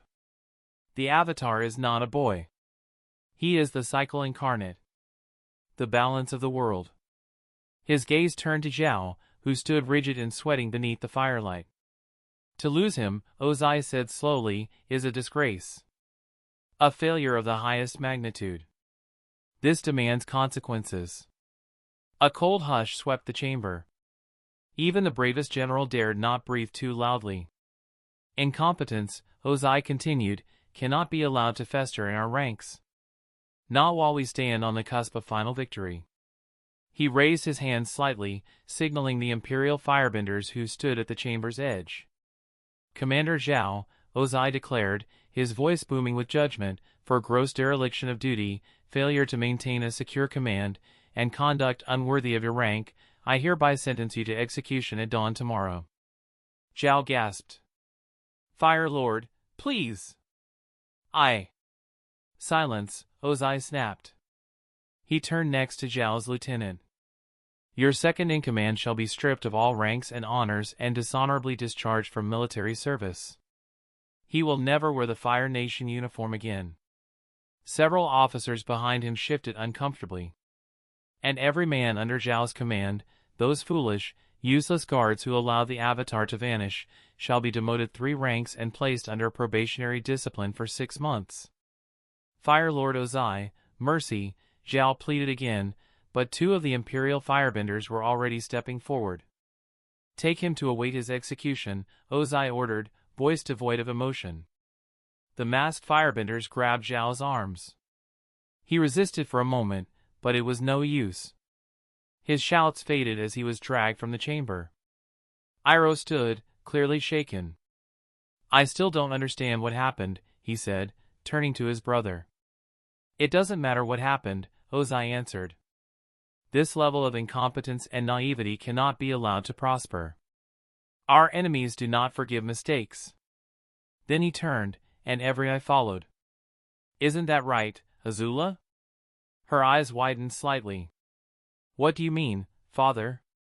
"Yesterday," he said, "you came to me with concerns. Rumors of sympathizers plotting to act. You insisted I appoint additional protection for the Avatar. You selected Commander Zhao to lead that protection." Her mouth opened slightly, but he didn't stop. "You also proposed that Prince Zuko challenge Zhao publicly to an Agni Kai. You placed your personal vendettas above duty." "Father, it was Zuko who—" "Who what?" Ozai interrupted. "Zuko was with the sages yesterday. The entire palace saw him attending to the preparations for the ceremony. He fulfilled his obligations. You, on the other hand, acted without foresight." She took a step forward. "But this wasn't supposed to happen. Zuko, he's behind this." "You have given me little choice," Ozai said. "I hereby strip you of all military ranks and responsibilities. You are no longer part of my council. You will remain princess in title only until you prove yourself worthy of more." "No," Azula breathed. "Father, please. Reconsider. This isn't fair, Zuko, he's the one playing everyone." Ozai didn't even look at her. "Do not shame yourself further." Azula stood frozen, the flickering firelight casting her expression in a kaleidoscope of disbelief, fury, and something bordering on despair. At the far end of the table, Zuko stood in silence. Then, as her eyes finally met his across the chamber, he gave her the smallest of smiles. And a wink. Chapter 68, A Rage Fit and the Ceremony. The war room hadn't even settled when Azula snapped. With a shriek of pure rage, she lunged forward, the polished tiles beneath her boots cracking from the sudden force. Her arms swept wide, fingers flexed and charged, and then she launched twin torrents of piercing blue-white flame from both palms. The heat was immediate, blistering, a roaring shriek of fire that swept across the chamber like lightning breaking free. "You planned this," she screamed. "You planned all of it." Zuko turned on instinct. His stance lowered, right leg back, left foot forward, arms open. He drew a breath deep into his core and then swept his right hand upward, channeling the motion through his center. Flame erupted from his palm, bright orange and deep red, the color of a furnace, and surged upward in a tight spiral to meet Azula's attack. The two fires clashed midair, exploding into a shockwave of light and heat. Blue crashed into red, ice meeting magma. The chamber erupted into chaos. Generals ducked behind columns. Sages fell to the floor, their silken robes catching stray embers.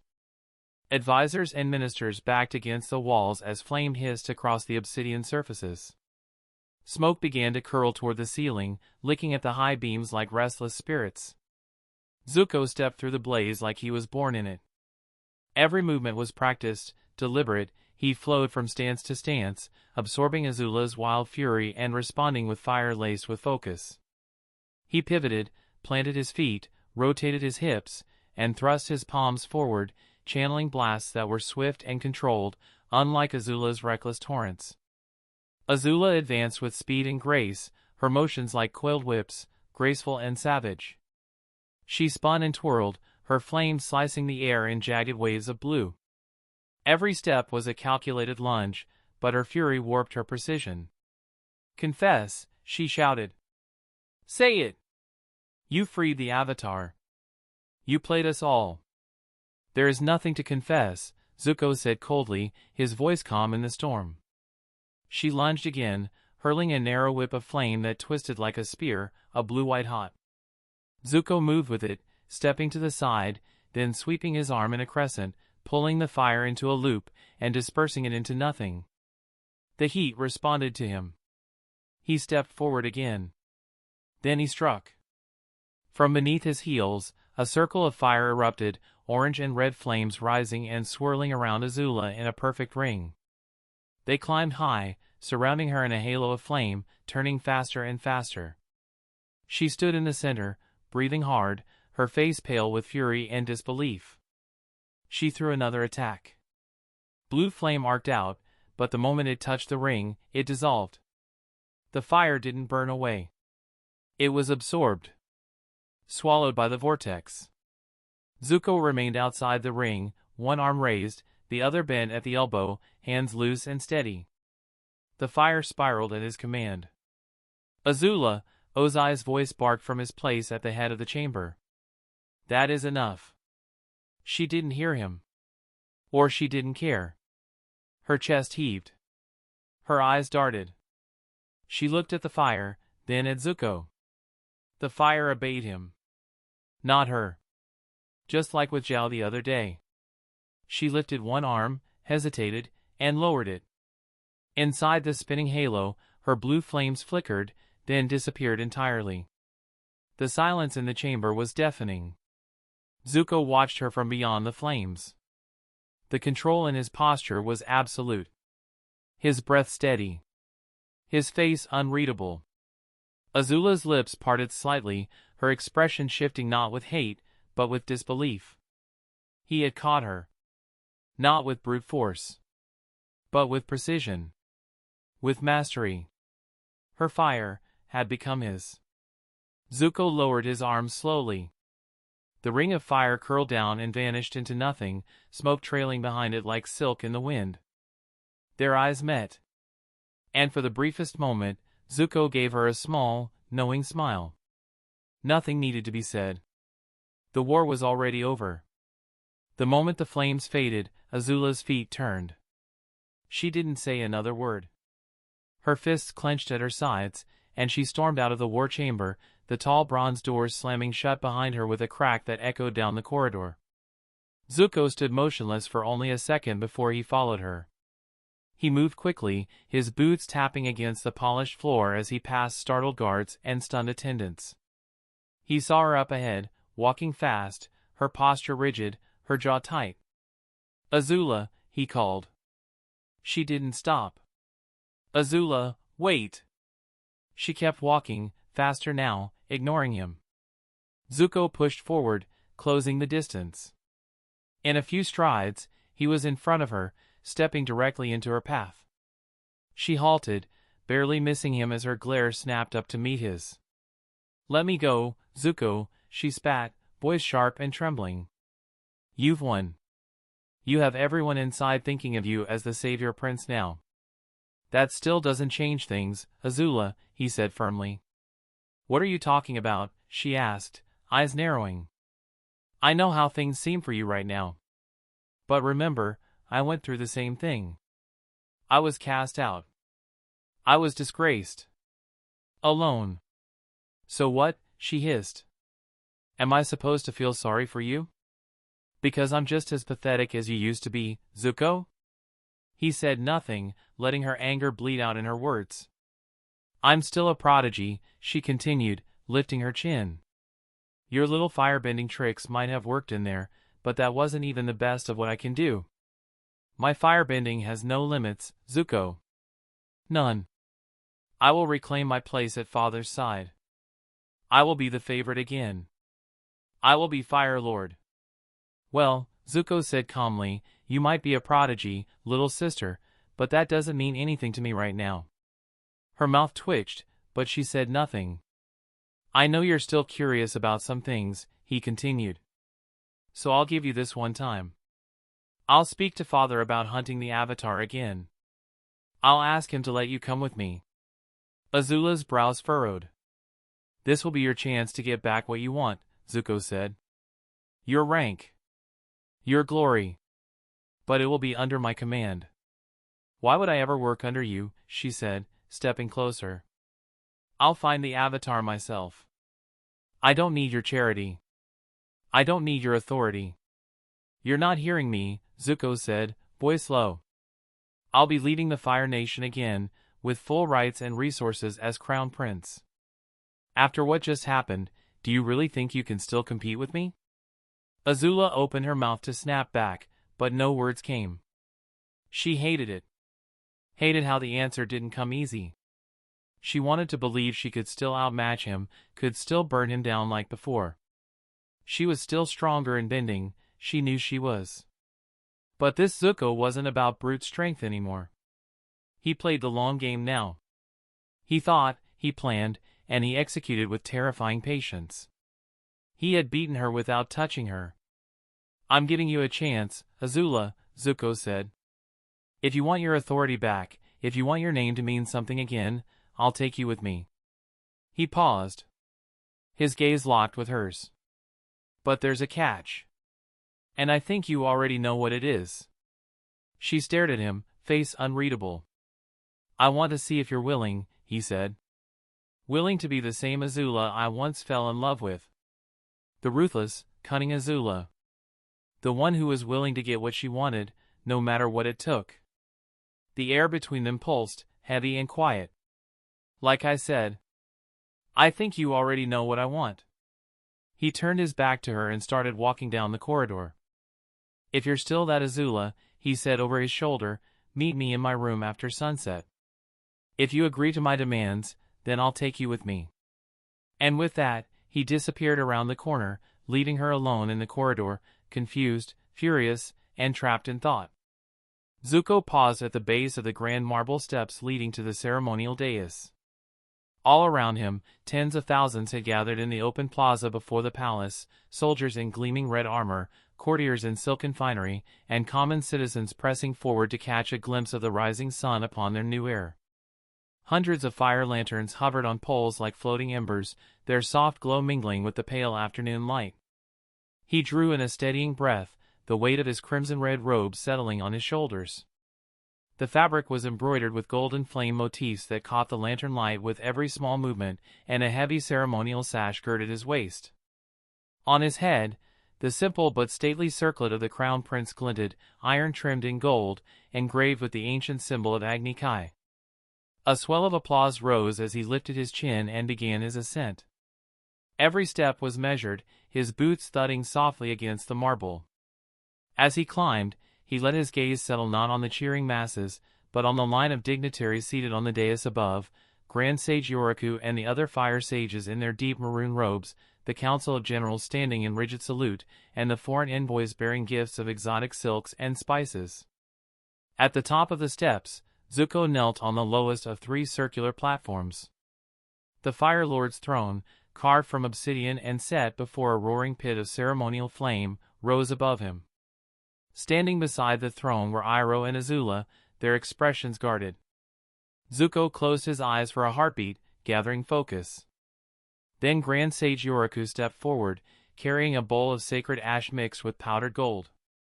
In solemn tone he intoned, "By the will of the sun, by the strength of fire, and by the promise of the phoenix, I anoint you, Prince Zuko, as crown prince and heir to the Fire Lord. May your flames burn bright and your spirit guide the realm." He dipped 2 fingers into the ash mixture and traced the twin marks of the Fire Nation emblem across Zuko's forehead. Zuko felt a soft brush of warmth as the golden ash settled into his skin. Next, Admiral Hua, first among the naval commanders, presented a long, narrow scroll sealed with crimson wax. Zuko took it with a steady hand and read aloud the oath inscribed in flowing script. "I, Zuko of the Phoenix clan, do pledge my oath to uphold the honor of the Fire Nation, to guard its people with unwavering resolve, and to carry forward the legacy of my forebears, that the world may tremble no more before our flame." He rolled the scroll and pressed the seal of his house into the wax, sealing his vow. Then, from the gathered army generals, General Kai stepped forward holding the Sword of Conquest, a finely wrought blade said to be tempered in the heart of a volcano. He knelt and presented it. Zuko rose to accept, sheathing the sword at his waist with a single, fluid motion. "At my command, the Fire Nation stands unbroken," Zuko proclaimed. "At my call, its army shall march in greatness. And by my hand, its people shall live in peace, or die in glory." A thunder of applause erupted. The thousands in the plaza rose to their feet, stamping and cheering. Hundreds of fire lanterns were released, drifting upward like embers carried on the wind. High above, the Fire Lord Ozai stepped forward to place his hand on Zuko's shoulder. His voice, even but heavy with pride, echoed across the square. "Crown Prince Zuko, from this day forth you are my heir, my blood, and my power. Take this mantle, bear it with honor, and lead our nation to its rightful destiny." With that, Ozai reached for the circlet atop Zuko's head and pressed it more firmly into place, sealing the ceremony. A final, unified cry of "Long live the Crown Prince" rolled across the assembled crowd, drowning out the crackle of flame. Zuko lifted his head, letting the roar wash over him. His eyes swept across the sea of faces, some hopeful, some fearful, all watching. He allowed himself the barest hint of a smile, the moment of consummation after years of plotting and sacrifice. Thus, Crown Prince Zuko took his place at the forefront of the Fire Nation, heir to the throne and master of his own destiny. And as the lanterns drifted higher into the dusk sky, the chapter of this day came to a close. Chapter 69, Travel North. The sun had long risen behind them, casting its golden light across the scattered clouds that trailed in wisps above the sea. A few hundred miles from the Fire Nation, the waters far below were calm and glittering under morning light. High above it all, Appa soared steadily through the air, his great tail sweeping with each gentle thrust of flight. His fur still held soot in places, but he moved with the familiar ease that reminded them all of home, of freedom. On his back were 4 figures, each seated in thoughtful silence. Aang sat at the front, his legs crossed, his eyes half-lidded with fatigue. His posture was straighter than before, but his breathing still came slower than usual. He hadn't spoken since they'd taken off, and his hand absently rubbed at the raw marks around his wrists. Behind him sat Sokka, still wearing the red and black uniform of the Fire Nation soldier he'd used to infiltrate the palace. The helmet rested beside him, forgotten. His eyes were fixed on the horizon, one hand gripping his club, the other tightening and loosening in rhythm with the flight. Katara was further back, arms wrapped around her knees. She still wore the flowing dress of crimson and gold from her time in the palace, the fine silk now wrinkled and flecked with ash. Her hair had come loose in the wind. She hadn't bothered to fix it. Sitting at the rear, slightly hunched due to his size, was Sulon, the towering earthbender whose strength and tunneling skills had saved them all. His arms were folded across his chest, but his brow was furrowed, his eyes watching the others. The silence lingered until Katara finally broke it. "How are you feeling?" she asked softly, leaning toward Aang. He stirred a little, lifting his head. "Just a bit weak," he answered. "From the experiments they ran yesterday. They didn't touch me much until then, honestly. I was fed. Treated, well, relatively okay." "So Zuko must have been behind that," Sokka said, glancing back. "The food part, I mean." Aang nodded slowly. "Yeah, probably. It wasn't moldy at least, so it had to be him." A faint breeze tugged at their clothes, and for a moment, the soft rush of wind and Appa's steady grunts were the only sounds again. "I still don't get it," Sulon spoke up, his voice a low rumble that broke the quiet like distant thunder. Sokka turned slightly. "What do you mean?" Sulon shook his head, clearly frustrated. Why would the Prince of the Fire Nation, of all people, go through all that trouble to bring the Avatar to the Fire Nation, and then go through even more trouble to help him escape? There was a silence. Aang and Katara exchanged a glance. Sokka just frowned, the question clearly bothering him too. Aang looked forward again, eyes narrowed at the passing clouds. He knew the answer, or part of it. He knew that Zuko wasn't really Zuko. Not anymore. Not completely. He was Victor Crane now too, a soul from another world who had taken the body of the Fire Nation prince and now wielded its power, but not for the reasons anyone would guess. Zuko had claimed he needed Aang alive. Needed him to prepare for a threat Aang still didn't fully understand. But even that wasn't the whole truth. Aang could feel it in his bones. There was more. Something deeper. Something Zuko hadn't shared yet. And the others knew even less. Sokka had been kept in the brig of Zuko's ship. His only contact with the prince had been cold orders and brief interactions. He didn't trust Zuko, not really. He followed Aang's lead. Katara. Katara had been closest. She had seen Zuko in private, shared the same room, even the same bed. And yet, as she stared now at her hands, her eyes distant, it was clear. She didn't understand him either. Zuko had been kind. Cruel. Quiet. Commanding. Gentle one moment and unreadable the next. He'd been nothing like the boy who once threatened to burn her village down. And in truth, nothing like the boy she had imagined a prince would be. He had become familiar, but never known. Well, Aang finally said, his voice light but tired, Zuko did it because he's a good guy. Sulan raised a brow. The prince of the Fire Nation? Son of the Fire Lord? A good guy? He didn't hide the doubt in his voice. Aang smiled faintly and let the wind carry the silence for a little while longer. No one answered Sulan's question directly. Because none of them knew how to. The land came into view like a blessing from the spirits. A long stretch of forest-covered ridges gave way to the jagged hills and stone-backed cliffs of the mountain range. The high peaks were kissed with morning mist, and in the distance, rivers glimmered between deep valleys like silver threads winding through green cloth. There, Katara pointed, her voice cutting through the wind as she leaned forward. That ridge, open clearing. Appa let out a low, weary groan in acknowledgement.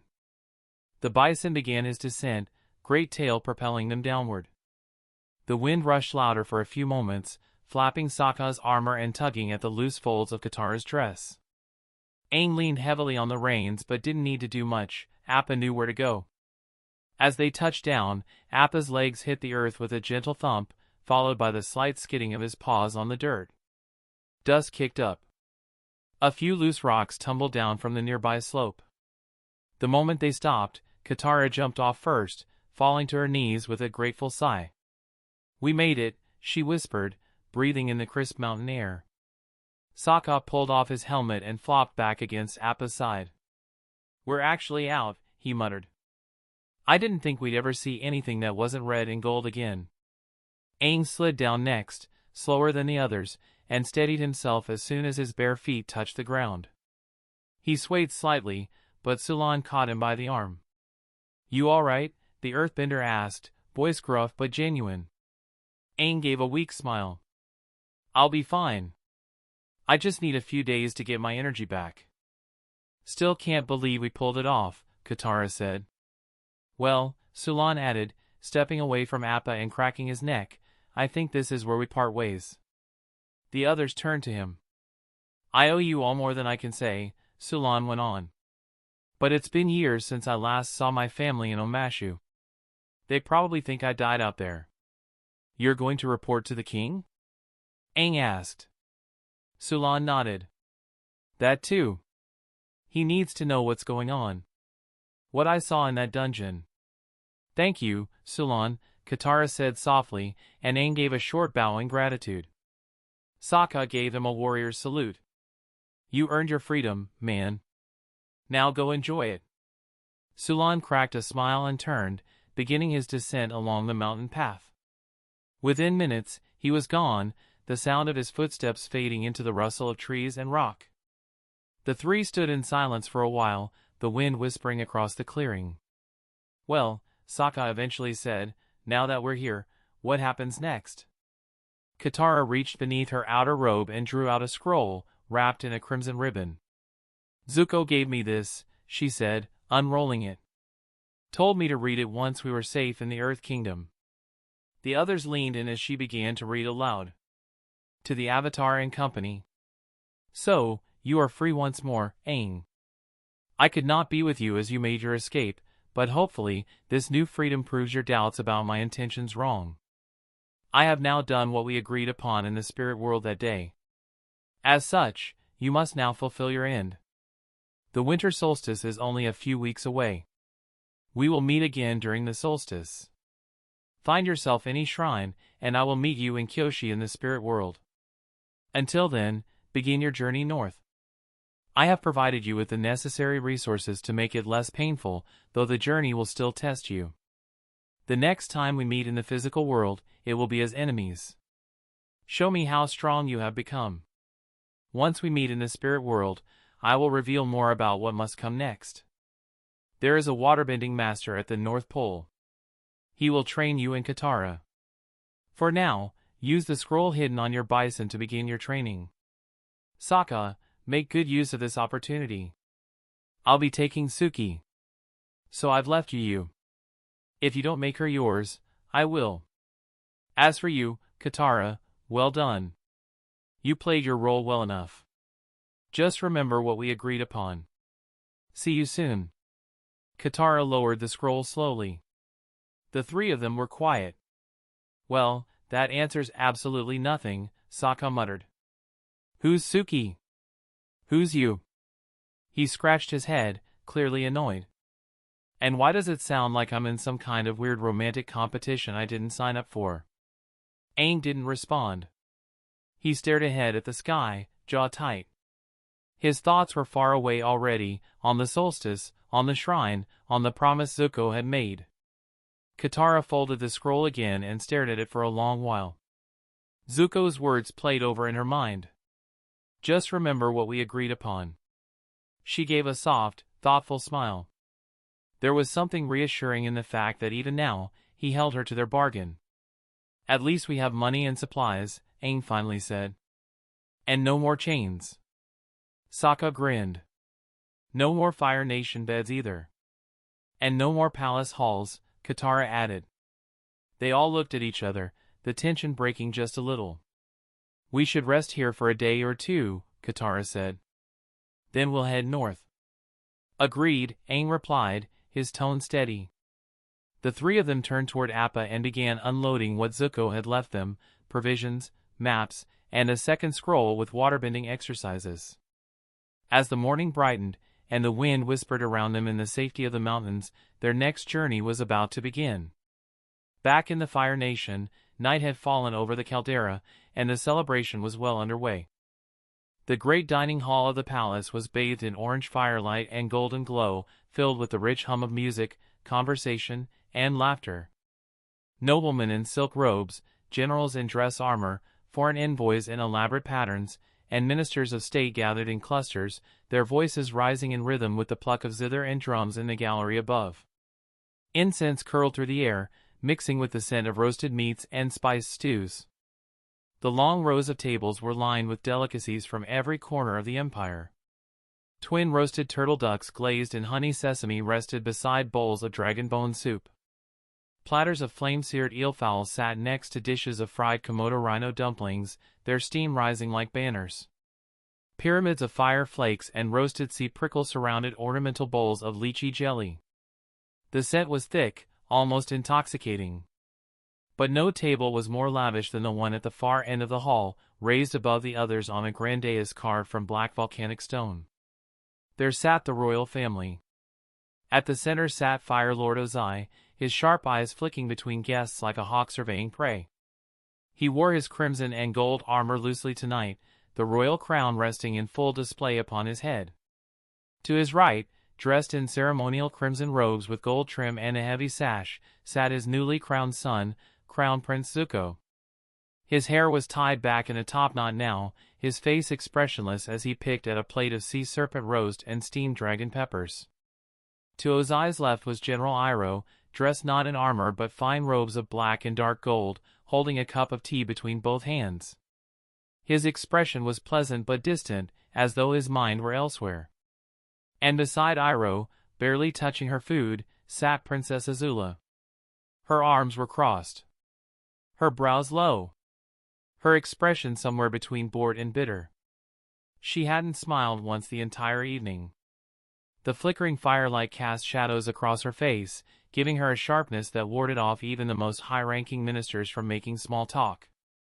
As the dishes were being passed and the servants moved along with ladles of heated wine, Ozai finally spoke, his tone low but direct, as though merely confirming a detail. "So," he said, carving into a slice of roasted eelhawk with unnerving calm, "you mean to tell me the same people who freed the Avatar also took your little waterbending plaything with them? Zuko raised his eyes to meet his father's. Yes, father. When I returned to my ship to use her brother as leverage to lure her back, her brother was gone too, Zuko replied, voice calm. The guards assigned to him were found unconscious. Same condition as Zhao's men. Iroh raised a brow. So they used some kind of toxin? That's the assumption, Ozai said. According to reports, the guards remember nothing. Only dizziness before they lost consciousness. Poison gas, maybe, Zuko mused, slicing a dumpling in half. Or some other method that doesn't leave a trace. Ozai took a long sip of his drink, his expression darkening. If a group exists capable of executing this type of infiltration, he said, then I'm afraid we have more to worry about than just incompetent commanders. A group, huh? Zuko repeated thoughtfully, chewing slowly. That reminds me of something I came across during my exile.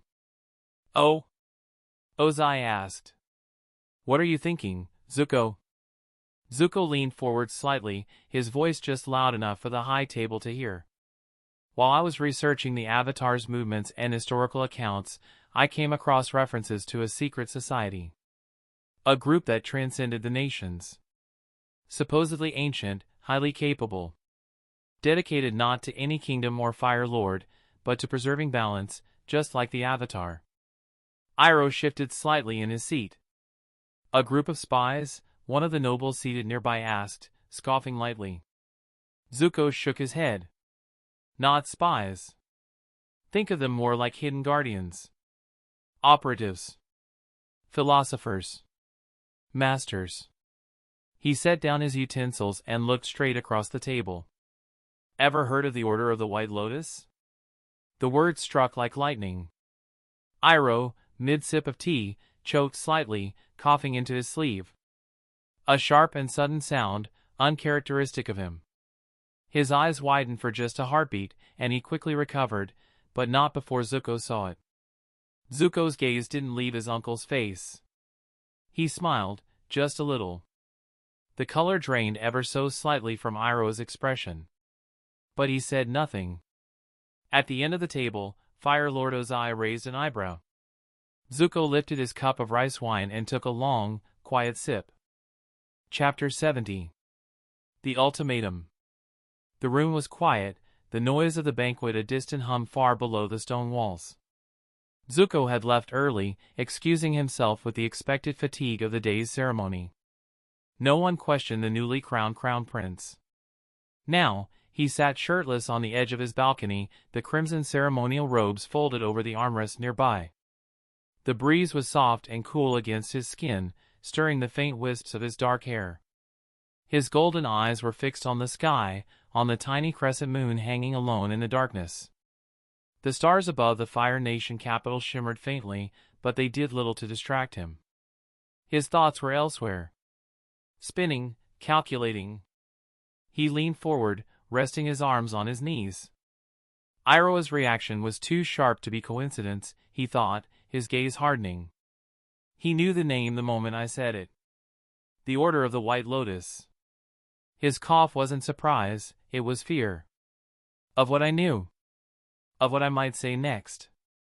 Zuko exhaled slowly. The problem wasn't just Iroh. Ever since his return to the capital, something had been gnawing at him. Whispers he couldn't place. Patterns he couldn't ignore. Zhao had been working with someone hidden, someone above. He remembered it clearly, back when he was still playing the part of the exiled prince and living under Zhao's thumb. And that someone wasn't the White Lotus. That group was built to protect balance. This was something else. Something darker. Anti-balance. His fingers curled over the edge of the balcony railing. Iroh is here now. Watching. Waiting. Suspicious of me. And I can't afford that. Not yet. He leaned back slightly, staring at the horizon where the faint curve of volcanoes and hills met the sky. The night was quiet. Peaceful. It almost made him laugh. He'd done it. The Avatar was free. The Fire Nation had no idea how. Zhao was finished. Azula humiliated. And he, the once exiled, disgraced prince, was now the heir to the throne of fire. And yet, something told him the game was just beginning. A soft knock at the door broke the silence. It wasn't urgent. It wasn't hesitant either. Just deliberate. Zuko didn't move at first. His golden eyes narrowed slightly as he turned his head toward the sound. His hand reached for the robe draped over the chair, sliding it around his shoulders as he stood and walked toward the entrance. He opened the door. And there she stood. Azula. No guards flanked her. No maids followed in her shadow. She stood alone in the doorway, illuminated by the torchlight lining the corridor behind her.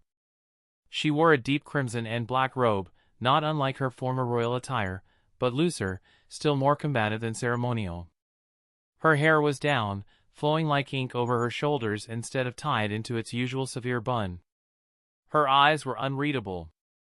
"You came," Zuko said simply. "I didn't say I would," she replied, her voice quiet but sharp. "I'm only here because I have questions." Zuko stepped aside and gestured for her to enter. "Then ask them." She walked in, her steps slow but graceful, glancing once around the room before standing in the center. She turned to face him, arms crossed, not moving further. Zuko closed the door behind her. "You planned this," she said. "All of it. My humiliation, Zhao's downfall, the Avatar's escape, every step." "I told you," Zuko answered as he approached her, "you're not the only one who can see the long game." Azula scoffed softly. "You've changed. You're colder. Sharper. You say that like it's a bad thing." She looked at him, really looked at him. The scarred prince she once called pathetic now stood taller, more composed than he ever had. There was something dangerous about him now. Calculating.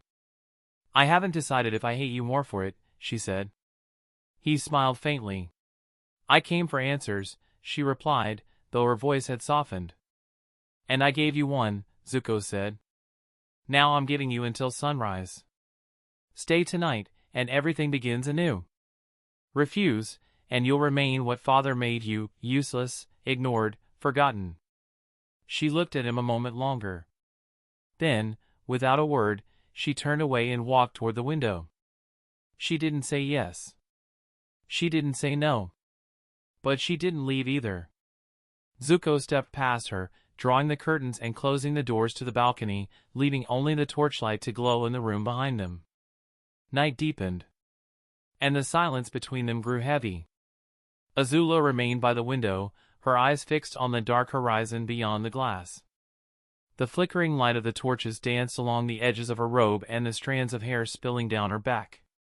Zuko stood a few paces behind her, watching the tightness in her shoulders, the way her hands slowly uncurled and curled again. She didn't speak. Neither did he. And then, slowly, she turned. Her golden eyes locked with his. Not with anger. Not with hatred. But with something far more dangerous, hesitation. Zuko stepped forward. Azula didn't retreat. He reached for her, one hand brushing gently against the silk of her waist. The touch was light, almost reverent. Her breath caught, but she didn't pull away. His other hand moved to her cheek, fingertips skimming the edge of her jaw. Then, without a word, he leaned in, and their lips met. It was not gentle. It was not polite. It was heat. Repressed. Denied. Burned down and rebuilt in the aftermath of pain, pride, and rivalry. But she broke it first, pulling back sharply, her eyes wide, as if surprised by herself. Zuko didn't chase her. He waited. She stared at him, almost angry, and then, with a sharp breath, leaned in again. Their mouths met once more, harder this time. Her hands clenched the fabric of his robes before she pushed him away again, stepping back, chest rising and falling. "Don't," she warned, though her voice was unsteady. Zuko stepped forward again. This time, she didn't stop him. He kissed her for a third time, slower, more controlled, but deeper.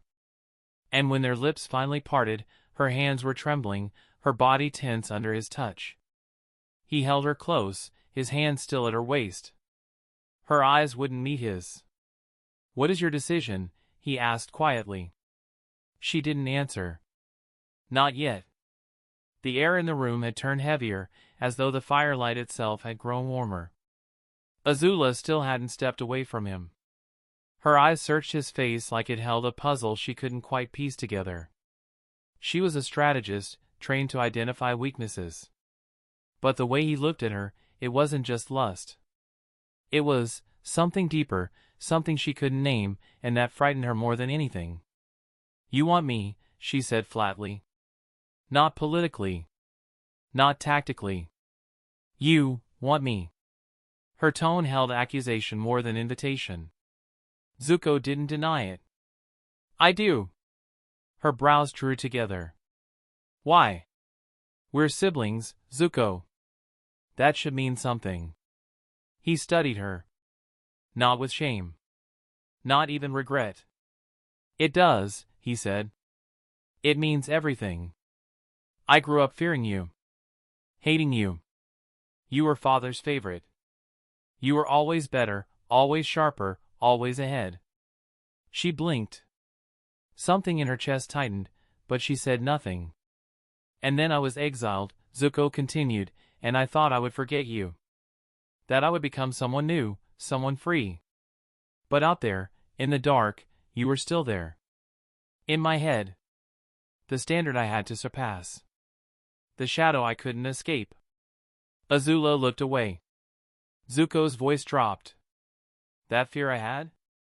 It twisted into something else. Maybe because I hated how much I admired you. Maybe because I knew you were the only one who could understand what it meant to be born into this family. But I stopped being afraid of it. Of you." "And that's your excuse?" she asked, snapping her head back toward him. "Some warped obsession you developed in exile?" He stepped closer again, voice calm but unwavering. "The bloodline argument is a convenient excuse. But the truth?" His gaze didn't waver. "I want you, Azula. Not as a symbol. Not for duty. You." Azula shook her head, trying to step away, but his hand remained at her waist. "You think just because I've lost everything, I'll throw myself at you to crawl back to the top?" she asked, venom returning to her words. "That I need you?" "No," he said. "I think you're smarter than that." She stiffened. "I think you know the position you're in. And I think you're still ruthless enough to do whatever it takes to get it back." Silence stretched. "You said you were still a prodigy," Zuko said, "that your bending had no limits. Maybe that's true. But you and I both know, raw talent isn't everything." He leaned in, his voice almost a whisper. "The time to choose is now. When I return with the Avatar in chains again, you'll either be beside me, or forgotten." Azula stared at him. Her fists clenched at her sides. "Whatever it takes," she asked finally, the words like iron on her tongue. Zuko tilted his head. "Whatever it takes, Azuzu." She grimaced slightly at the old nickname. And then, after a long pause, she exhaled. "Fine then," she said, voice quiet but clear. "I'll give you my body." Zuko didn't move. Didn't gloat. He only studied her with that same cold calm. The fire crackled. Chapter 72, Short Tales, The Warrior's Return. The morning sun cast a golden hue over Kyoshi Island, its rays filtering through the shoji screens of the Kyoshi Warriors' dojo. Inside, the air was filled with the rhythmic sounds of disciplined movement and the soft rustle of fabric. Head warrior Akari stood at the front of the dojo, her posture impeccable. Clad in the traditional Kyoshi warrior uniform, green and gold armor over a dark green kimono, a stylized headdress, and the iconic white face paint with bold red markings, she exuded authority and grace. Her eyes scanned the room, observing each warrior with a critical gaze. "Begin the sequence," Akari commanded. The warriors moved in unison, their metal fans slicing through the air with precision. Each movement was deliberate, a testament to years of rigorous training. The dojo echoed with the synchronized steps and the sharp clack of fans snapping open and closed. After several sequences, Akari raised her hand, signaling the end of the exercise. The warriors stood at attention, awaiting her next instruction. "Today, we will hold a sparring tournament," Akari announced. "This will test your skills and adaptability. Remember, honor and discipline are paramount." The warriors nodded, their expressions a mix of anticipation and determination. For the first match, Akari continued, "Suki and Hinaro, step forward." Suki, Akari's daughter, stepped into the center of the dojo. Her movements were fluid, her confidence evident. Opposite her stood Hinaro, a young warrior known for her agility and strategic mind. The two bowed respectfully before taking their stances. At Akari's signal, Suki advanced swiftly, her fan aimed at Hinaro's midsection. Hinaro sidestepped, parrying with her own fan and attempting a counterattack. Suki anticipated the move, retreating just enough to avoid contact. Hinaro initiated this time, feinting left before spinning to the right, aiming a low sweep at Suki's legs. Suki jumped, narrowly avoiding the attack, and responded with a downward strike. Hinaro blocked, the clash of metal fans resonating through the dojo. Both warriors circled each other, searching for an opening. Suki lunged, aiming a high strike. Hinaro ducked, using the momentum to roll behind Suki and attempt to strike to her back. Suki twisted, blocking just in time, their fans locking together. Breathing heavily, the two separated. Hinaro darted forward, launching a rapid series of strikes. Suki defended, her movements slightly slower. Sensing an opportunity, Hinaro executed a spinning kick, knocking Suki off balance. With a final push, Hinaro disarmed Suki, her fan flying across the dojo floor. Akari stepped forward, raising her hand. "Match to Hinaro," she declared. The dojo was silent for a moment before the warriors applauded respectfully. Suki bowed to Hinaro, acknowledging her defeat with grace. Akari nodded, a hint of pride in her eyes. "Well done. Let this be a lesson in humility and perseverance." The tournament continued, but the unexpected outcome of the first match lingered in the minds of all present, a reminder that even the most skilled must always strive for improvement. The energy in the dojo remained charged, the echoes of the upset victory between Hinaro and Suki hanging like smoke in the air. Warriors murmured among themselves, exchanging glances and subdued whispers, some casting looks of sympathy towards Suki, others stealing glances at Hinaro, who now stood modestly to the side, bowing silently to those who congratulated her. Akari stood near the tournament brackets posted on a large wooden board, her hand reaching to mark the result of the match. But her gaze lingered on her daughter just a moment longer than necessary. Suki had fought well, with precision and confidence, but confidence alone did not win battles. She'd been caught off guard. Akari made no show of favoritism, but the lesson would not be lost on Suki. With a brief inhale, Akari turned and called out, "Next match. Rasia and Madara." Two women stepped forward from opposite ends of the dojo, each in their early 20s and among the most experienced in the group. Rasia, a wiry woman with long tied-back black hair and sharp gray eyes, gave a small smirk as she took her place. Madara, broader-shouldered with a more grounded stance and calm demeanor, wore a measured expression as she removed her helmet and tied her sleeves tighter. The air in the dojo grew serious again, tension mounting as the second sparring match was about to begin. "Positions," Akari commanded. The two warriors stood facing one another in the center of the sparring mat, their lacquered fans drawn and ready. A hush fell over the dojo as the others settled back into place, the memory of the first match already giving way to anticipation for the next. But just as Akari was about to raise her arm to begin the match, the sliding doors to the dojo burst open. A young man, clearly one of the town's watchmen, rushed in, panting. "Head warrior Akari," he called. "There's a ship coming to land." Akari turned sharply. "A ship?" "Yes, ma'am. A Fire Nation vessel." I think it's the same one. "The prince, the one from before." A visible shift swept through the room. The warriors who had been crouched or relaxed during the matches now straightened with military readiness. The murmurs began again, but this time they were sharper, colored with urgency. Akari's eyes narrowed. The sparring can wait. Warriors, prepare yourselves. Formation protocol. Let's move. With swift obedience, the Kyoshi warriors grabbed their gear, tightening armor, adjusting face paint if needed, securing fans and blades.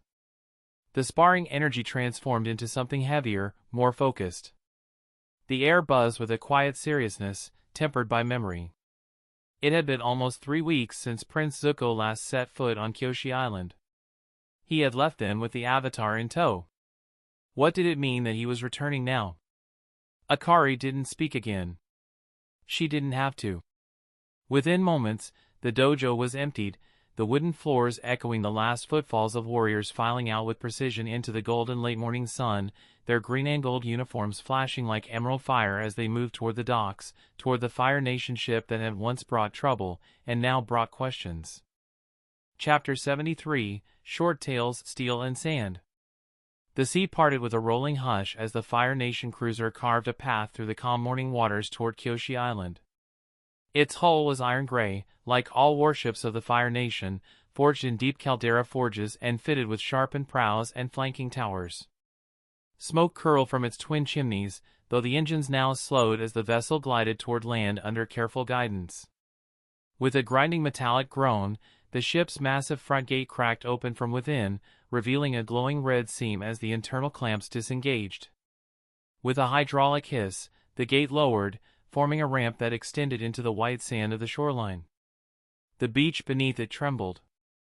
Without delay, rows of armored Fire Nation soldiers began to march down in precise formation. Their crimson lamellar armor gleamed under the sunlight, metal boots stamping into the sand as 36 of them took their positions on the shore. Behind them followed a dozen more warriors atop Komodo rhinos, the massive beasts snorting and chuffing, their armored scales glinting. The soldiers atop them held lances and halberds, banners fluttering in the breeze. Still aboard the deck stood another complement of 36 soldiers, standing at attention beside flame-guided torches, their eyes surveying the terrain with vigilance. At the front of the detachment stood a tall, lean young man in his mid-20s, his dark hair swept back into thick sideburns that framed his face. His armor was worn from long use, but polished with pride. This was Lieutenant G, senior officer and right-hand man to Crown Prince Zuko. Beside him, a slightly shorter man adjusted the strap on his chest plate. He bore a hard jaw and a youthful smirk, with a light scar just below his right eye. Kyujin, a sergeant in the prince's ranks, shifted his weight and glanced out toward the tree line beyond the beach. "They're here already," Kyujin noted, seeing green figures in formation far off beyond the misty tree line. G gave a slow nod. "I figured they would be. Kyoshi warriors aren't known for being late." "I still can't believe he sent us away already," Kyujin said, folding his arms. "We just got back to the capital, 2 weeks ago? The prince said this trip would be very good for us." G looked distant for a moment. "I don't know what he meant by that. But I'm not complaining." Kyujin gave a sideways glance. "Your sister again?" "My fiancée, actually," G corrected, then exhaled sharply. "Found out she was seeing that smug bastard Tao on the side. The whole thing went up in flames." Kyujin frowned. "Wasn't he the one that lost all his ranks after the Avatar incident?" G nodded. "Yep. The moment Zhao got executed and Tao fell from grace, she came crying back. Said she wanted another chance." He gave a dry laugh. "I slept with her, sure, but I packed up and boarded this ship an hour later. I'd had enough." "Damn. Well, at least you got some," Kyujin said, adjusting his bracers. "My luck's been garbage lately. I thought I was starting something with that private from the 56th. The short one? With the scar on her neck?" G asked with a knowing smirk. "That's the one," Kyujin confirmed. "I missed our rendezvous during the Avatar op. She thought I ditched her." "Maybe you'll have better luck here," G said, nudging him. Kyoshi warriors. Plenty of sharp, flexible, disciplined women. Kyujin barked a laugh. Right, and they'd all cut me in half before I finished the sentence. Just try not to insult their face paint and you might survive, G replied, eyes still scanning the tree-line as the faint shimmer of green and gold grew clearer. The sand shifted under the weight of marching beasts, and the soft cries of birds echoed through the morning air. The Fire Nation had arrived on Kyoshi Island. Lieutenant G took a few slow steps toward the edge of the beach, his boots crunching against the shell-strewn sand. His gaze never left the forest line where the faintest shimmer of green fabric had vanished only moments ago. "I know you're there," he called out. His voice rang clear and unwavering. "Show yourselves." For a few seconds, the beach remained silent, the only sounds being the rustle of trees in the ocean breeze and the soft snorts of the Komodo rhinos behind him. Then, from the shadows of the forest, a single figure stepped forward as though the trees themselves had parted to let her through. She moved with the grace of a spirit and the weight of command. Her green armor caught the morning light in ripples. The red trim of her face paint was unflinching, and her fan rested loosely in her left hand. Akari, head warrior of Kyoshi Island, revealed herself with the dignity of a general and the presence of a queen. Behind her, several more Kyoshi warriors began to emerge from the trees in silence, spreading out along the edge of the forest. They were not drawing weapons, but their posture spoke clearly, they would defend if needed. G met her gaze squarely. "Why are you here?" Akari asked. Her voice was even, but firm. "Where's the mayor?" G returned the question without skipping a beat. Akari tilted her head slightly. "Whatever it is you want, I can answer in his stead." G exhaled softly through his nose. "I'm afraid I can't do that." He took another step forward, his soldiers on the beach watching silently. On the deck of the ship, those still stationed leaned over the railing, sensing tension in the air. "I have direct orders from the prince to handle the matter with the mayor. Personally," G said. "No middlemen. No substitutions." Akari's jaw tensed slightly. The breeze tugged gently at the long ribbons tied to her headdress. She didn't move, but her eyes narrowed in contemplation. After a short but loaded silence, G slowly raised one hand, palm open. A flicker of fire sparked to life above it, dancing lightly above his skin. "Are we going to have a problem here?" he asked casually, the flame hovering like a warning. He turned his wrist slightly, and the flame shifted color, flaring orange-gold in the sunlight. "I believe," G said coolly, "we have the solution." And with that, the fire danced between his fingers as the final tension hung over the standoff, waiting for someone to blink. Chapter 74, Short Tales, The Scroll. The standoff slowly eased. At a wordless command from Akari, the Kyoshi warriors relaxed their stances. Not entirely, but enough to let diplomacy take precedence over hostility. Lieutenant G lowered the flame in his palm until it vanished, flicking his fingers to extinguish the last tendril of heat. "Lieutenant G," he said, offering his name now that the edge of tension had dulled. "I'd like to speak with your mayor. A dozen of my men will accompany me. Standard protocol." Akari gave a short nod and signaled with her fingers. The warriors nearest the forest line opened a path. Behind her, G gestured to the 12 soldiers chosen from the front line. Without a word, they fell in behind him in two tight columns, disciplined and alert. The journey to the village was quiet and efficient. The trail wound through the woods of Kyoshi Island, fragrant with damp earth and scattered with fallen leaves. Birds called in the treetops, unaware of the undercurrent of tension that trailed the group. At the edge of the village, wooden homes with high rooftops came into view, and the smoke of morning cooking fires curled into the air. There, at the first structure by the path, G halted and turned to his escort. "Remain here," he instructed his men. "Await my return."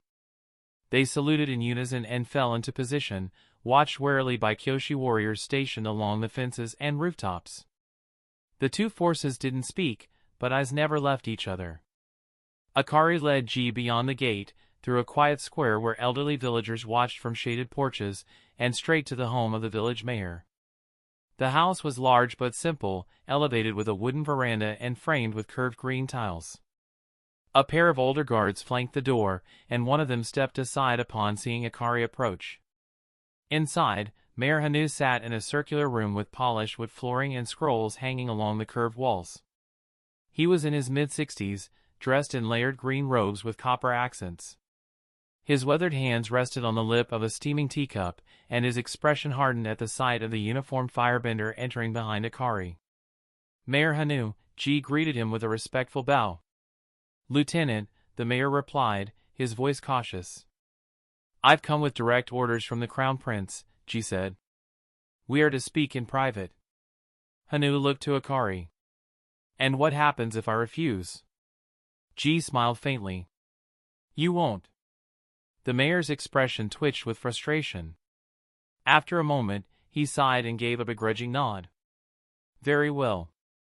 Akari, will you see the guards out?" Before she could move, Ji held up a hand. "One more thing," he said, turning to her. "You're the mother of a girl named Suki, aren't you?" Akari blinked, caught off guard. "Yes. I am." "Then you should join us as well," Ji continued.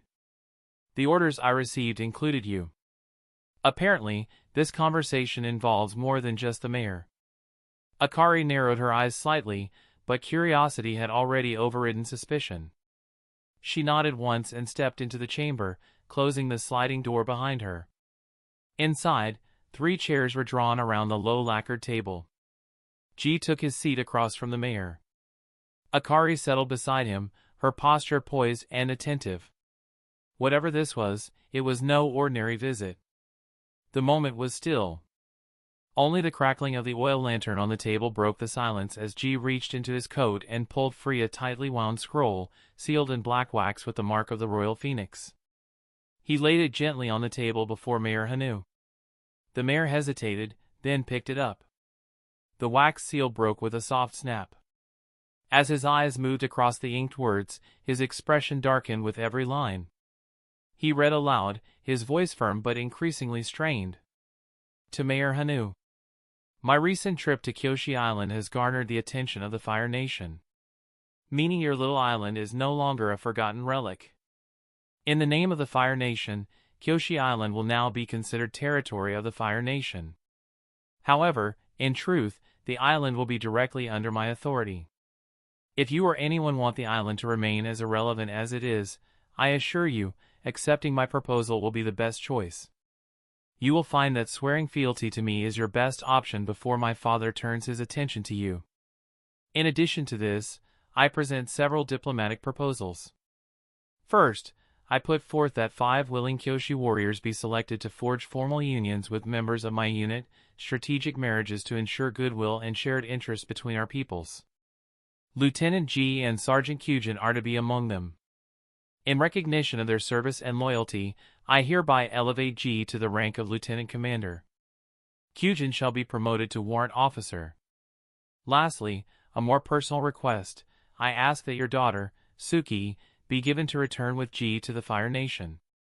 I wish for her to join me, not merely as a servant, but as an honored companion. This request is mine alone. She will retain the freedom to refuse, but I ask you present it to her in good faith. Lieutenant Commander Ji. The rest is up to you. Make it happen, by whatever means necessary."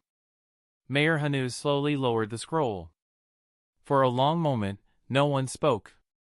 Then his voice, tired but edged with disbelief, broke the silence. This is an occupation, dressed up in silk and ceremony." Akari leaned forward. "You expect us to offer up our daughters as tokens of loyalty? You want my daughter to leave her home, her people, to become some prince's companion?" Ji raised a hand. "With respect, Lady Akari, the Crown Prince made it clear that no one is to be forced. This isn't conscription or capture. These are diplomatic alliances.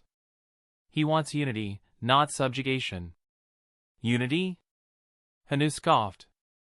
"Unity built on veiled threats and promises of protection against your own Fire Lord? That's not unity. That's leverage. The Crown Prince spared this island from his father's wrath, Ji said calmly. You know what would have happened had the Fire Lord's generals discovered this place held the Avatar. The prince delayed that attention. You've all had peace because of him. That doesn't give him the right to dictate our family's fates, Akari said sharply. Suki is not his to request. He knows that, Ji replied. That's why he asked, not demanded. He wants her to be given the choice. The mayor rubbed his temples. This is politics played with emotion and blood. It's too much to digest all at once. Ji's voice softened slightly. You're not wrong. But consider this, the Crown Prince could have burned this village to the ground when he first came. He didn't. He could have claimed this island with fire and banners. He didn't. He's giving you a chance to walk beside him. That's more than most receive from the Fire Nation. Silence returned again. Akari's jaw clenched. The notion of offering warriors, even willing ones, as political bridges was an ancient practice, but that didn't mean it sat well with her. Hanu finally nodded. We will consider this. But know this, Commander Ji, if even one hair on my daughter's head is harmed, no army in the world will keep me from making it right. Ji nodded solemnly. Understood, sir. I'll await your response. Chapter 75, Short Tales Rewarded Loyalty. The circular hall was full, every bench crowded with villagers, young and old, warriors and elders alike. Lanterns flickered against the carved wooden walls as a low murmur filled the space. The air was thick with unease. Mayor Hanu stood at the center, the scroll from the Crown Prince rolled tightly in his hand.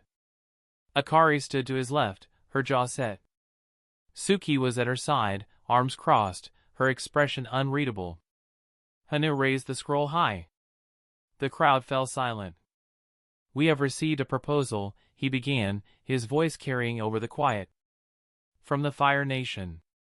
From its Crown Prince. He paused, glancing around the room. The tension was palpable. They call it a diplomatic alliance. They offer protection, attention, and connection. His hand clenched. But make no mistake, this is not a gift. It is a warning wrapped in ribbon. He unrolled the scroll and read its contents in full. Murmurs broke out again, louder now. They want to claim our island, Akari added, her voice sharp. Make no mistake.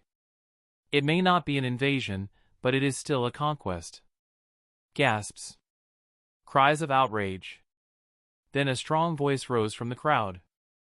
We'll fight, said Hinaro, stepping forward. Her green-painted armor gleamed under the lantern light. If they think we'll offer ourselves like tokens at a card game, they're wrong.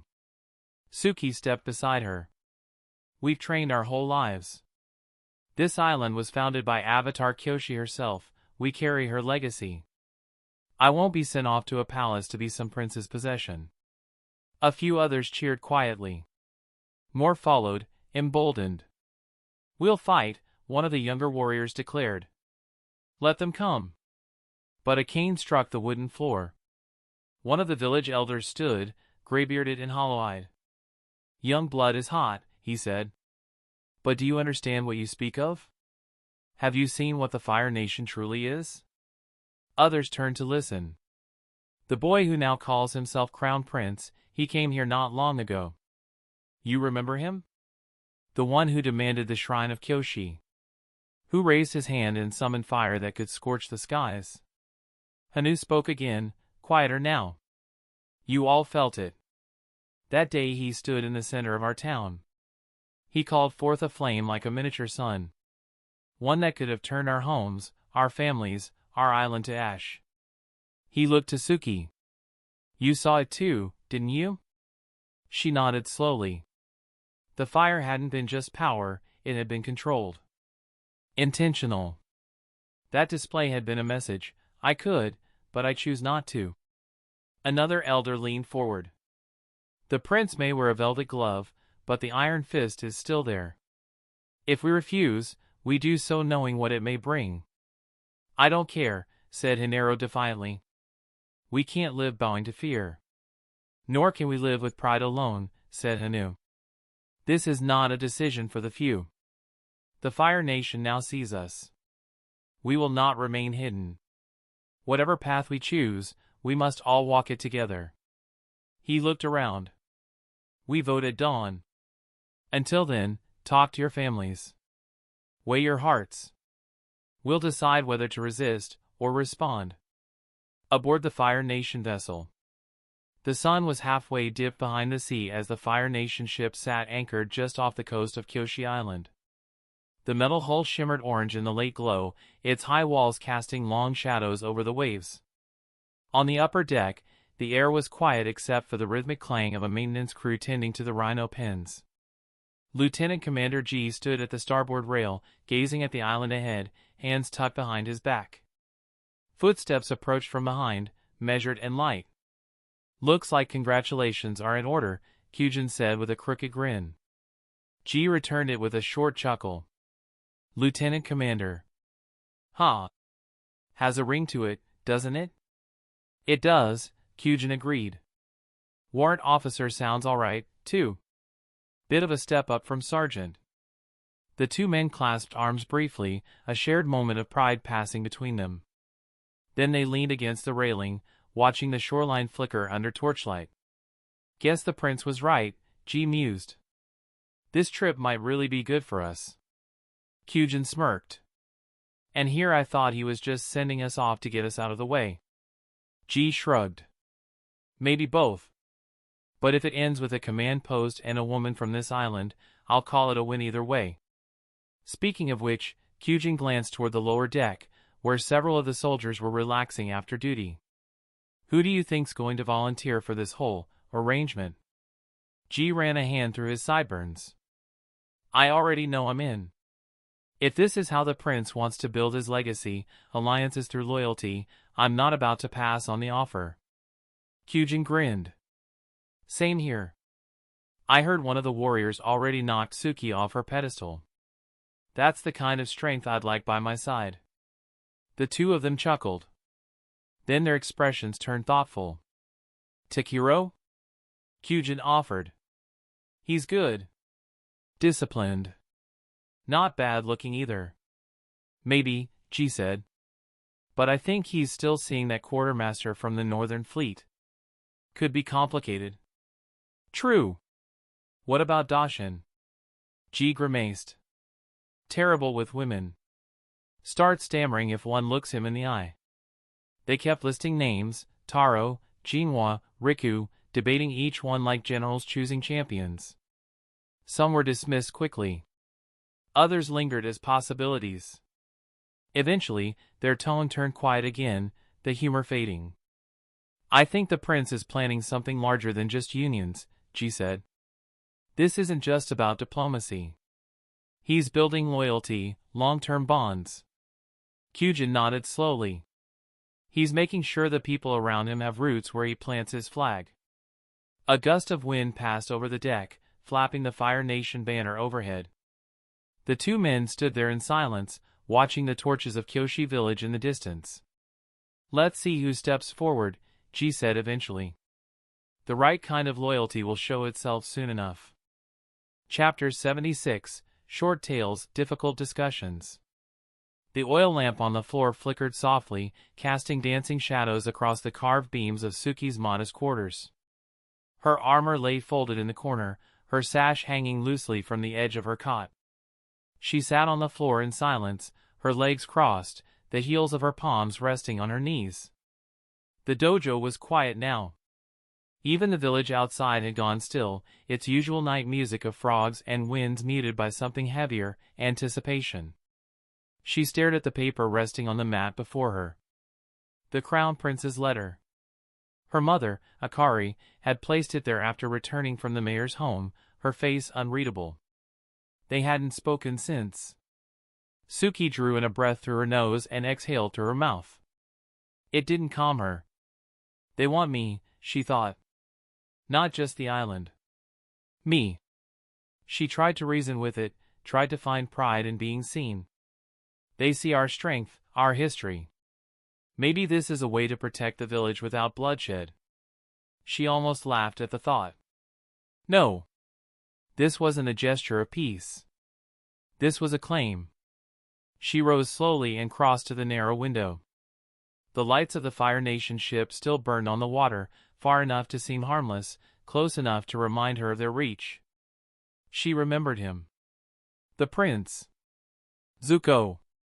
She remembered the way he had stood in their square all those weeks ago, eyes cold, stance rigid, flame in his palm like a threat disguised as curiosity.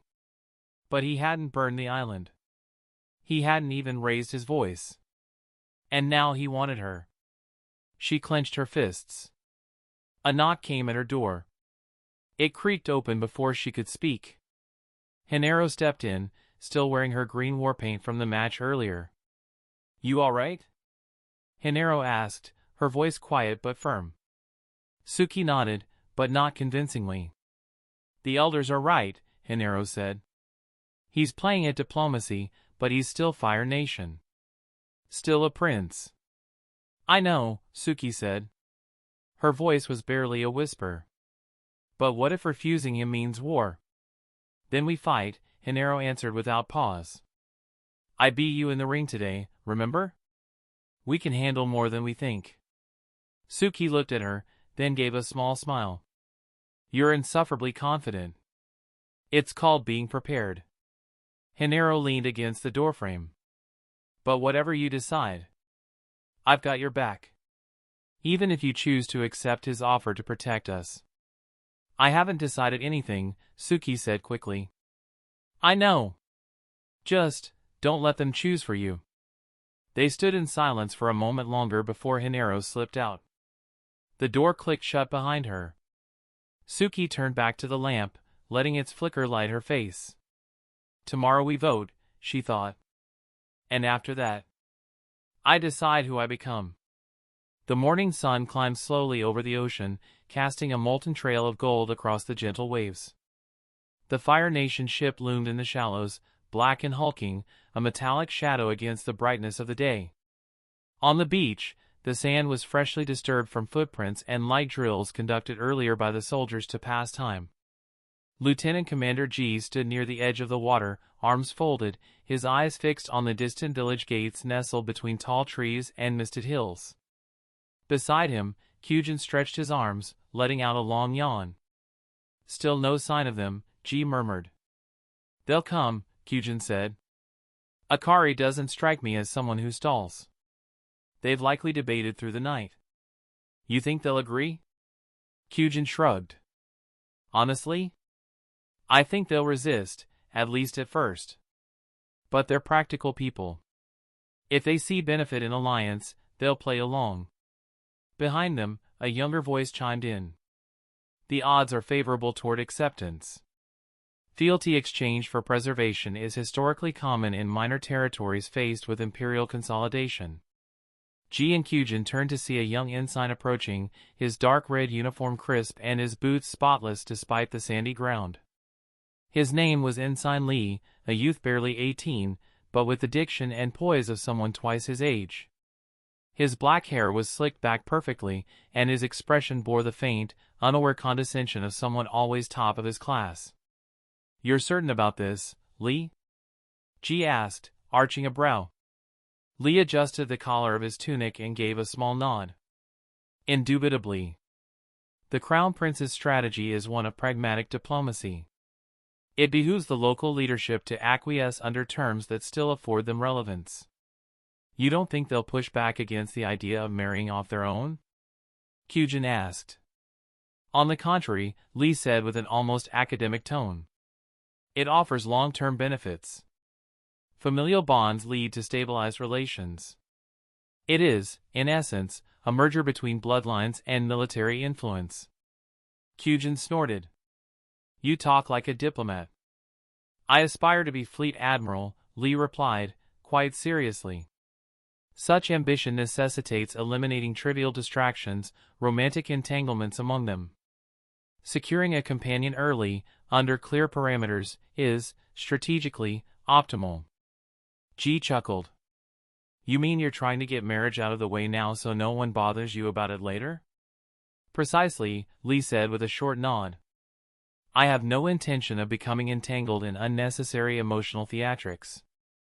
I seek a wife of suitable temperament and pedigree, not passion. Kyujin nudged Ji. He makes it sound like picking out a blade from the armory. Two older soldiers wandered over with bowls of rations in hand, catching the tail end of the conversation. One of them, a burly sergeant named Rin, grinned. Well, maybe he's got a point. Took me a decade to find the right woman, and another decade to regret it. Same here, the other said, a lanky veteran named Barin. Had my share of misadventures. Maybe if I had the prince match me to someone when I was 18, I'd have saved myself a world of headaches. I endeavor not to make such mistakes, Lee replied dryly, looking down his nose just slightly. Barin exchanged a look with Rin and grinned. He's got fire. Maybe too much. Better than having none, Lee answered coolly. The men laughed, tension softening slightly across the camp. Ji crossed his arms again, this time with a small smirk. Still, depends on whether the Kyoshi girls agree to this plan at all. Let's hope the prince didn't misread the people here. Lee's expression grew thoughtful. He rarely miscalculates. I suspect he has already prepared for either outcome. The men turned again toward the village path, waiting, the morning breeze tugging gently at the banners on their armor. Chapter 77, Short Tales, Smoke Signals. The beach was silent save for the rhythmic crash of waves and the occasional snort of a Komodo rhino shifting its weight in the sand. Lieutenant Commander Ji stood motionless, arms crossed, his eyes fixed on the tree line where the Kyoshi warriors had vanished over an hour ago. His patience, though legendary among the crew, was fraying at the edges. Behind him, the soldiers fidgeted. Spirits, damn it, Rin muttered, kicking at a shell. How long does it take to decide whether to bow or bleed? Barin grunted, adjusting his grip on his spear. Maybe they're drawing straws to see who gets the honor of marrying your ugly face. Kyujin scoffed, rolling his shoulders. Or they're sharpening their fans for our throats. Ensign Lee adjusted his collar, his voice crisp with academic detachment. Lieutenant Commander, statistically, prolonged deliberation in such scenarios often indicates either internal dissent or strategic preparation. Given the Kyoshi warriors' noted discipline, the latter seems probable. Would you concur? Ji's jaw tightened. The ensign's tone, like a scholar observing insects, never failed to grate on him. It means they're working on something. Whether it's a surrender scroll or an ambush, we'll find out soon enough. Lee's nose twitched. He frowned, inhaling sharply. Do you smell that? Kyujin waved a hand dismissively. We burn coal on the damn ship every day. Of course we smell burning. No, Lee insisted, his brow furrowing. I am well acquainted with the ship's engines, Sergeant. This is different. Rin smirked. What's next, Ensign? You gonna sniff out their hiding spots like a hound dog? Ji's hand snapped up. Enough. His voice was low, but it cut through the chatter like a blade. Get on guard. In an instant, the beach erupted into motion. 36 soldiers shifted into formation, firebenders curling their fingers into ready stances, blades and spears glinting in the sun. Above them, the crew on deck knocked arrows and leveled crossbows. Lieutenant Commander. A soldier shouted from the ship's railing. There's smoke, rising on the far side of the island, sir. Ji squinted. You certain? Lee pointed. Sir, look. Beyond the mountains, barely visible from their low vantage, a thick column of black smoke coiled into the sky. Kyujin's grip on his flames tightened. What's the play? Ji didn't hesitate. Lee, with me. We'll scout the delay in that smoke. Kyujin, hold position. If we're not back in an hour, bring 24 men and remind these people why the Fire Nation doesn't tolerate games. Without another word, Ji and Lee strode forward, boots crunching on shells as they vanished into the forest's shadow. Behind them, Barin cracked his knuckles. Took long enough for something interesting to happen. Rin grinned. Let's hope they fight back. I didn't come here to marry a pacifist. Kyujin watched the trees, flames flickering at his fingertips. Oh, they'll fight, he murmured. Question is, will it matter? The forest swallowed them whole. Lee moved like a shadow behind Ji, his boots silent on the damp earth, his breath steady despite the adrenaline humming in his veins. The scent of smoke grew thicker with every step, acrid and unnatural, not the clean burn of coal, but the reek of splintered wood and charred flesh. Then, the trees thinned. They crouched at the village's edge, bushes clawing at their armor, and the scene before them punched the air from Ji's lungs. Chaos. Kyoshi's tranquil streets had become a slaughterhouse. Screams sawed through the air, mingling with the clang of steel and the wet thud of blades finding homes in flesh. 60, maybe more, Kyoshi warriors and villagers fought in desperate clusters, their green and gold uniforms splattered crimson. Bodies littered the dirt roads like broken dolls, a warrior slumped against a well, her fan still clutched in stiff fingers, an old man face down in the mud, his straw hat floating in a puddle of his own blood. And the attackers. Pirates. Not the disorganized rabble of Earth Kingdom bandits, but hardened sea wolves in salt-crusted leathers, their faces scarred, their weapons brutal and efficient. They fought with the grinning cruelty of men who knew no law but profit. Lee's voice was a whisper. Bandits? Ji's jaw clenched. Pirates. A scream ripped through the din. Ji's gaze snapped to the left. An elderly man, white-haired and trembling, was dragged from his hut by a hulking pirate with a cleaver. The old man begged in a language Ji couldn't hear. The pirate laughed, then swung. The head hit the dirt before the body did. Lee flinched. Commander, what do we do? Ji's mind raced. Orders warred with instinct. The prince's command had been clear: if they refuse, burn them to the ground or make them regret it. But this wasn't refusal. This was an island under siege by scavengers, their discipline fracturing under teeth they hadn't expected. And yet, if the Fire Nation intervened now, would it undermine their threat? Would saving them today make them bold tomorrow? But then there was the prince.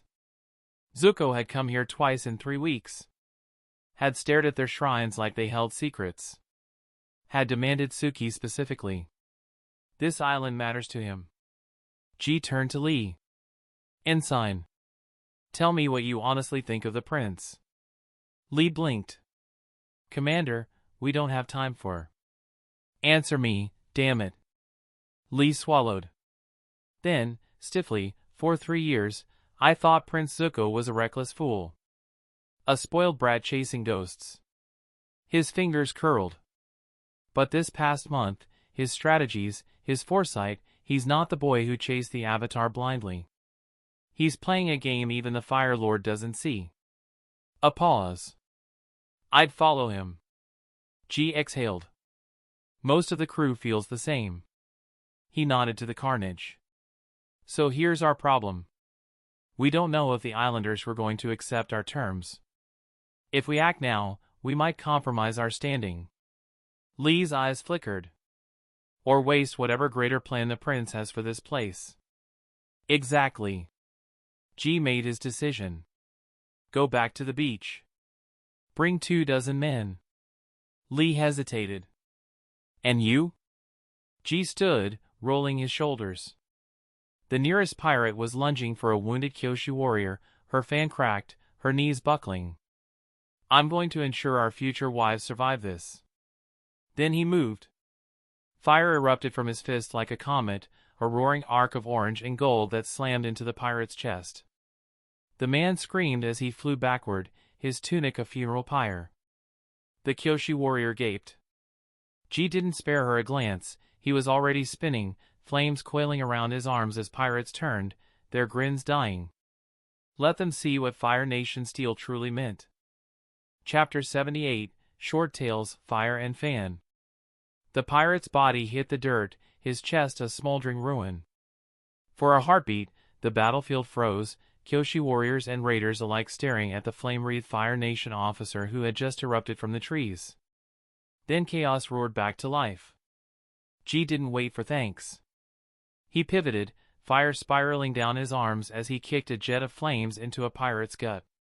The man screamed, stumbling back into his comrades. A Kyoshi warrior, Hinaro, her white warpaint streaked with soot, whirled on him, fans slashing the air like a blade. "We don't need your help, Ashmaker," she snarled. G ducked under her swing, seizing her wrist. "Then why are you losing?" He yanked her aside just as a pirate's axe split the space where her head had been. Before the raider could recover, G punched forward, flames erupting from his knuckles. The pirate's face blistered, his scream cut short as he crumpled. Hinaro wrenched free, eyes blazing. "You think this makes us OU?" "I think you're about to be overrun," G shot back, nodding toward the eastern alley. 5 more pirates were charging, their leader, a hulking brute with a serrated dao, grinning like a shark. Hinaro spat blood. "Fine. But don't expect a thank you." G fought like a man possessed. A pirate lunged with a dagger, G twisted, searing the man's hand with a whip of fire until bone showed. Another swung a club, G ducked, then palmed the raider's chest, igniting his tunic. The man ran shrieking into his allies. Nearby, a young Kyoshi warrior, barely more than a girl, was backed against a wall, her fan snapped in half. A pirate loomed over her, tongue flicking over yellow teeth. "Pretty little." G's fire-wreathed boots slammed into the pirate's ribs, launching him into a stall. The girl gasped. "Stay behind me," G ordered. She shook her head, trembling but defiant. I can fight." "Then pick up a damn weapon." She snatched a fallen sickle from the dirt. Across the square, Suki drove her fan into a pirate's throat, her movements sharp but slowing. Fatigue lined her face. G cut through the fray to reach her. "Commander." She blocked a sword strike, barely glancing at him. "Here to finish what they started." "Here to help." "Why?" She kicked a pirate in the knee, then elbowed his nose into his brain. G torched a raider mid-lunge. "Because my prince would want it." Suki's eyes flickered, understanding, then grim acceptance. "Then fight."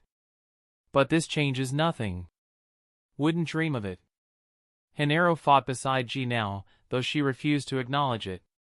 When G flamed a pirate's legs, she sliced his throat. When she stumbled, G vaporized an arrow meant for her back. "I had that," she snapped. "Sure," G deadpanned, incinerating another attacker. She growled but didn't argue. By the time Lee returned with reinforcements, the pirates were routing. Kyujin led the charge, fireballs scattering raiders like rats. "Took you long enough," he barked at G. G wiped blood from his lip. "Had to save your bride." Hinaro flipped him off. Suki surveyed the carnage, dead pirates, wounded warriors, and Fire Nation soldiers standing amid the wreckage. Her voice was quiet but firm. "This isn't over." G met her gaze. "No. It's not." As the smoke cleared, the Kyoshi warriors regrouped, eyes locked on their saviors. Hinaro spat at G's boots. "We won't forget what your people did." G sheathed his dao. "Good. Then you'll remember what we just did, too." The village burned. The choice continued. And in the shadows, Suki watched, her fingers tightening around her fan. The moment Lee crested the hill with 24 Fire Nation soldiers at his back, the battlefield shifted. Kyujin didn't waste time with orders. He ripped his twin dao free, flames coiling down the blades like serpents. "Burn them to the fucking ground." The Fire Nation line erupted.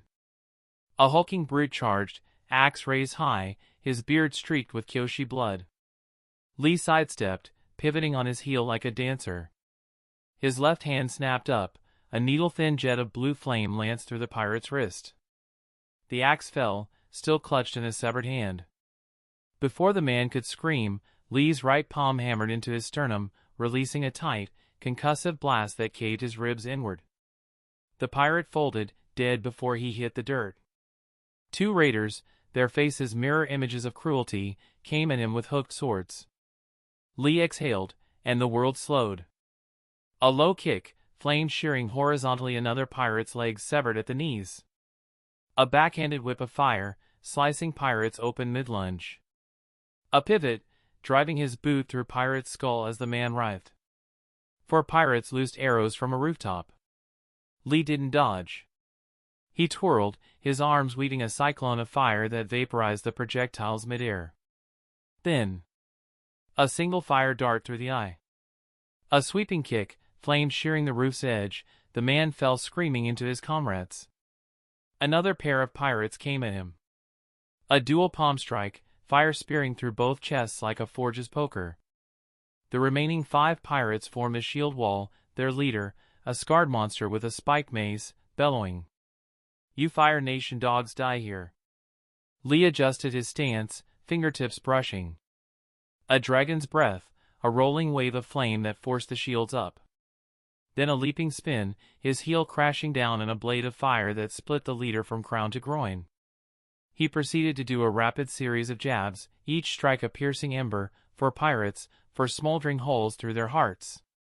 While Lee fought like a bladed tempest, Kyujin was a battlefield butcher. Kyujin grappled, torching the man's face with a point-blank blast. Another came at him. A dowel through the gut, then fire poured into the wound until the pirate burst like a overcooked sausage.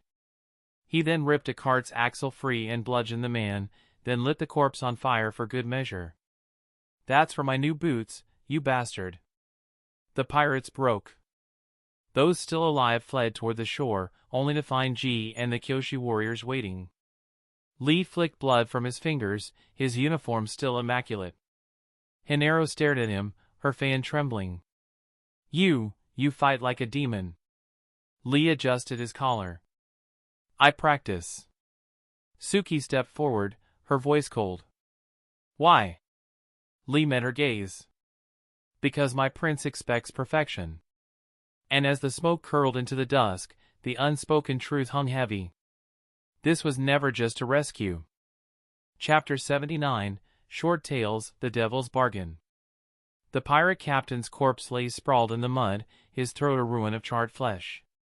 Hinaro crouched beside him, her fingers slick with blood as she rifled through his coat. Lee watched from a distance, his flames still licking at his fingertips. "Find anything?" he called, tone clipped. Hinaro didn't answer at first. Then, her breath hitched. A folded parchment, sealed with wax stamped with the Earth Kingdom's lotus insignia. She cracked it open, her eyes scanning the script. "Raise Kyoshi Island. Leave no survivors. Make it look like Fire Nation work." Lee stepped closer, reading over her shoulder. His voice was dangerously calm. "That's not just any Earth Kingdom seal." Hinaro's fingers trembled. "Whose is it?" Lee's jaw tightened. "General Fong's." The name hung like an executioner's axe. Fong, the Earth Kingdom's most ruthless commander, a man who'd glass entire villages to deny the Fire Nation a foothold. Hinaro's voice was a whisper. "They were going to slaughter us. Their own allies." Lee plucked the parchment from her grip. "You were never their allies. You were a loose end."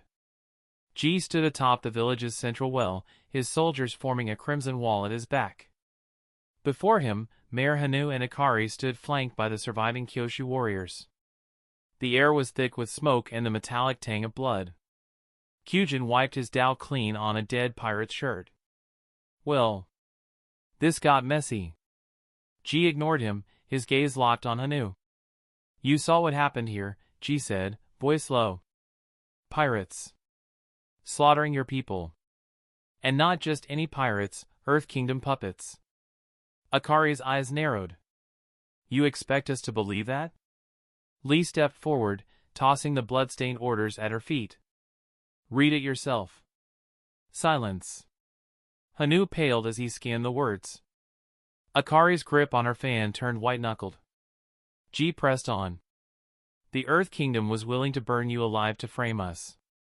And we," he gestured to the still smoldering pirate corpses, "just saved you." Suki crossed her arms. "What do you want?" Ji's smile was razor-thin. "The same thing we came for. Your oath to the Fire Nation." Hinaro snarled.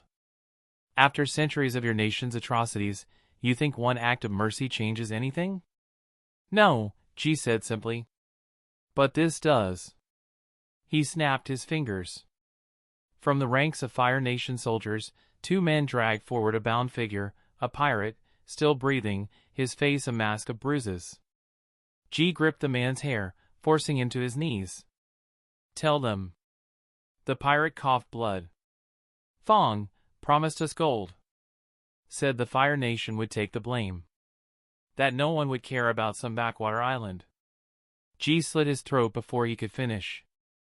The Earth Kingdom betrayed you, Ji said, wiping his blade. We didn't. The villagers murmured, fear and fury warring in their eyes. Hanu turned to Akari, his voice shaking. What do we do? Akari didn't answer immediately. Her gaze flicked to Suki, then to the smoldering ruins of Kyoshi's shrine. Ji stepped down from the well, his boots crunching on broken blades. Decide now. He gestured to his men, their flames flickering to life. Swear fealty, and we protect you. Refuse. He left the thread hanging. Suki met his gaze, her voice barely audible. And if we choose to fight you next? Ji's smile didn't reach his eyes. Then you'll wish the pirates had killed you. The wind howled. The Kyoshi warriors tightened their grips on their fans. And in the shadows, Lee watched, knowing the next words spoken would change everything. The village square was silent but for the crackle of dying fires and the low, wounded moans of the injured.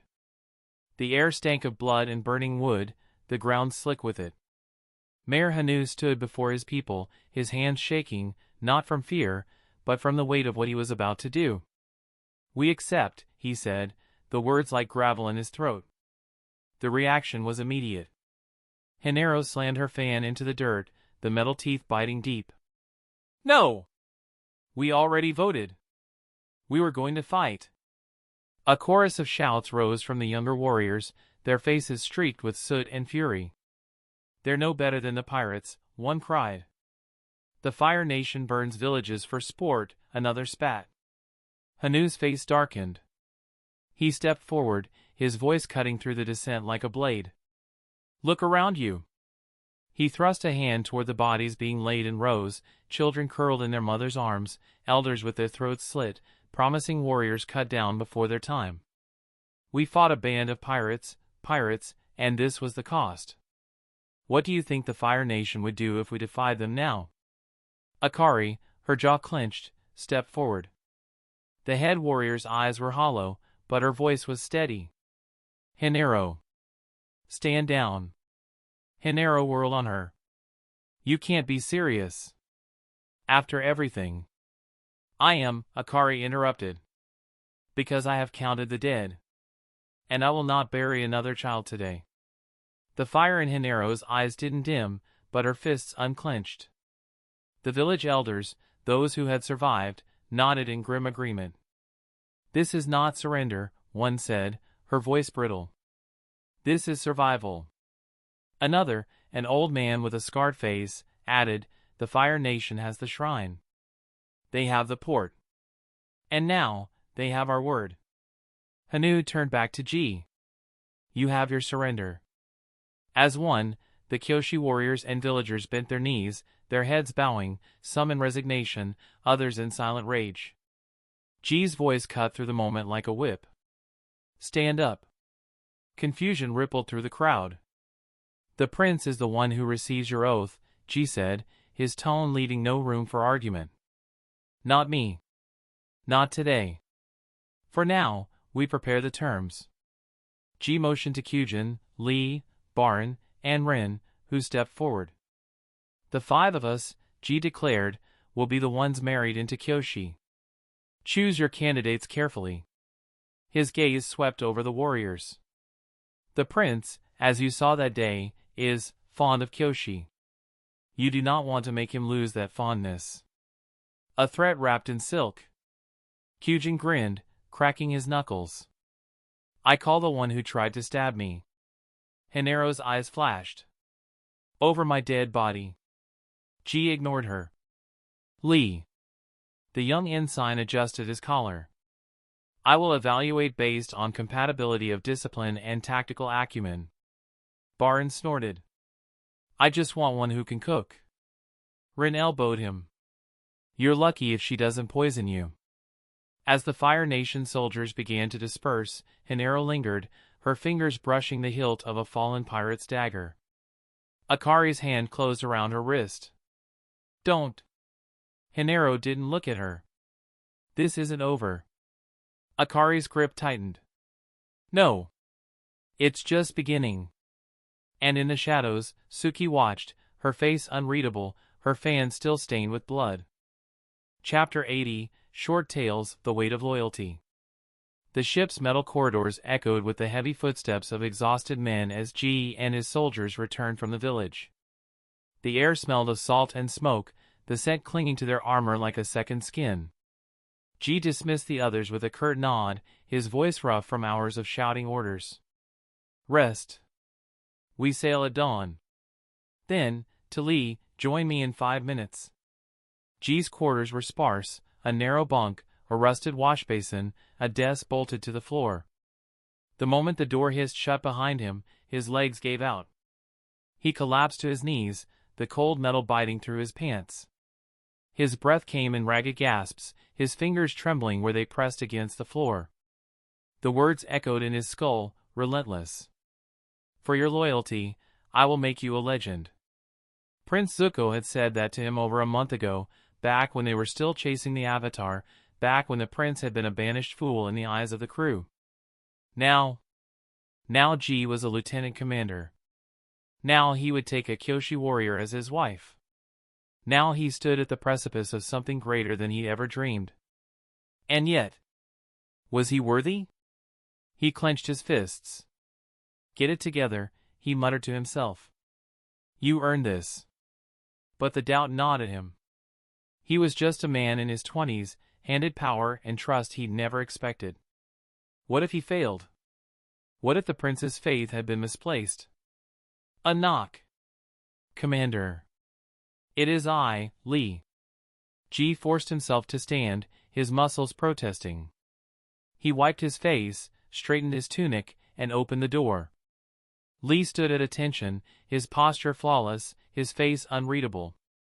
Come in, G said, stepping aside. Lee shut the door behind him.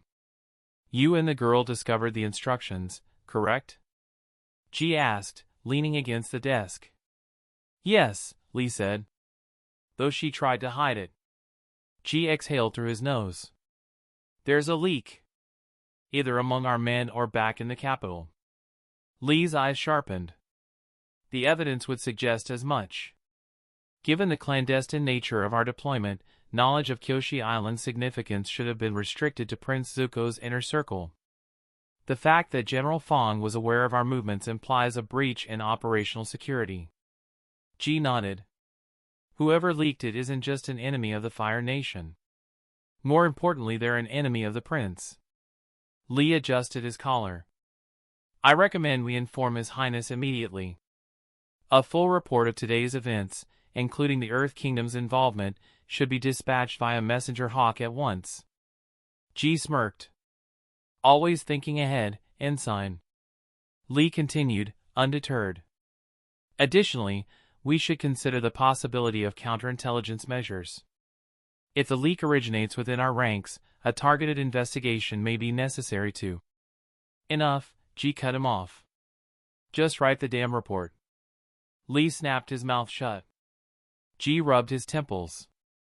One more thing. That troublesome Kyoshi girl, Hinaro. You should pick her. Lee blinked. Excuse me? She's a liability. If she's not tied to us, she'll start a rebellion. This way, we keep an eye on her. Lee's nose wrinkled. With all due respect, Commander, I was hoping for a bride slightly less homicidal. G snorted. Tell the prince that in your report. Say we're making her volunteer for the good of the mission. Lee sighed. Very well. Lee turned to leave, then paused. Commander. What? You did well today. G stared at him. Lee never gave compliments. Don't get sentimental, G grunted. Lee almost smiled. Never. Then he was gone, the door clicking shut behind him. G sank onto his bunk, staring at the ceiling. Somewhere, a messenger hawk would soon take flight, carrying word to a prince who trusted him. And G would not let that trust be broken. That's the end of this tale for now. Thank you for watching, and I'll see you in part 5. Peace.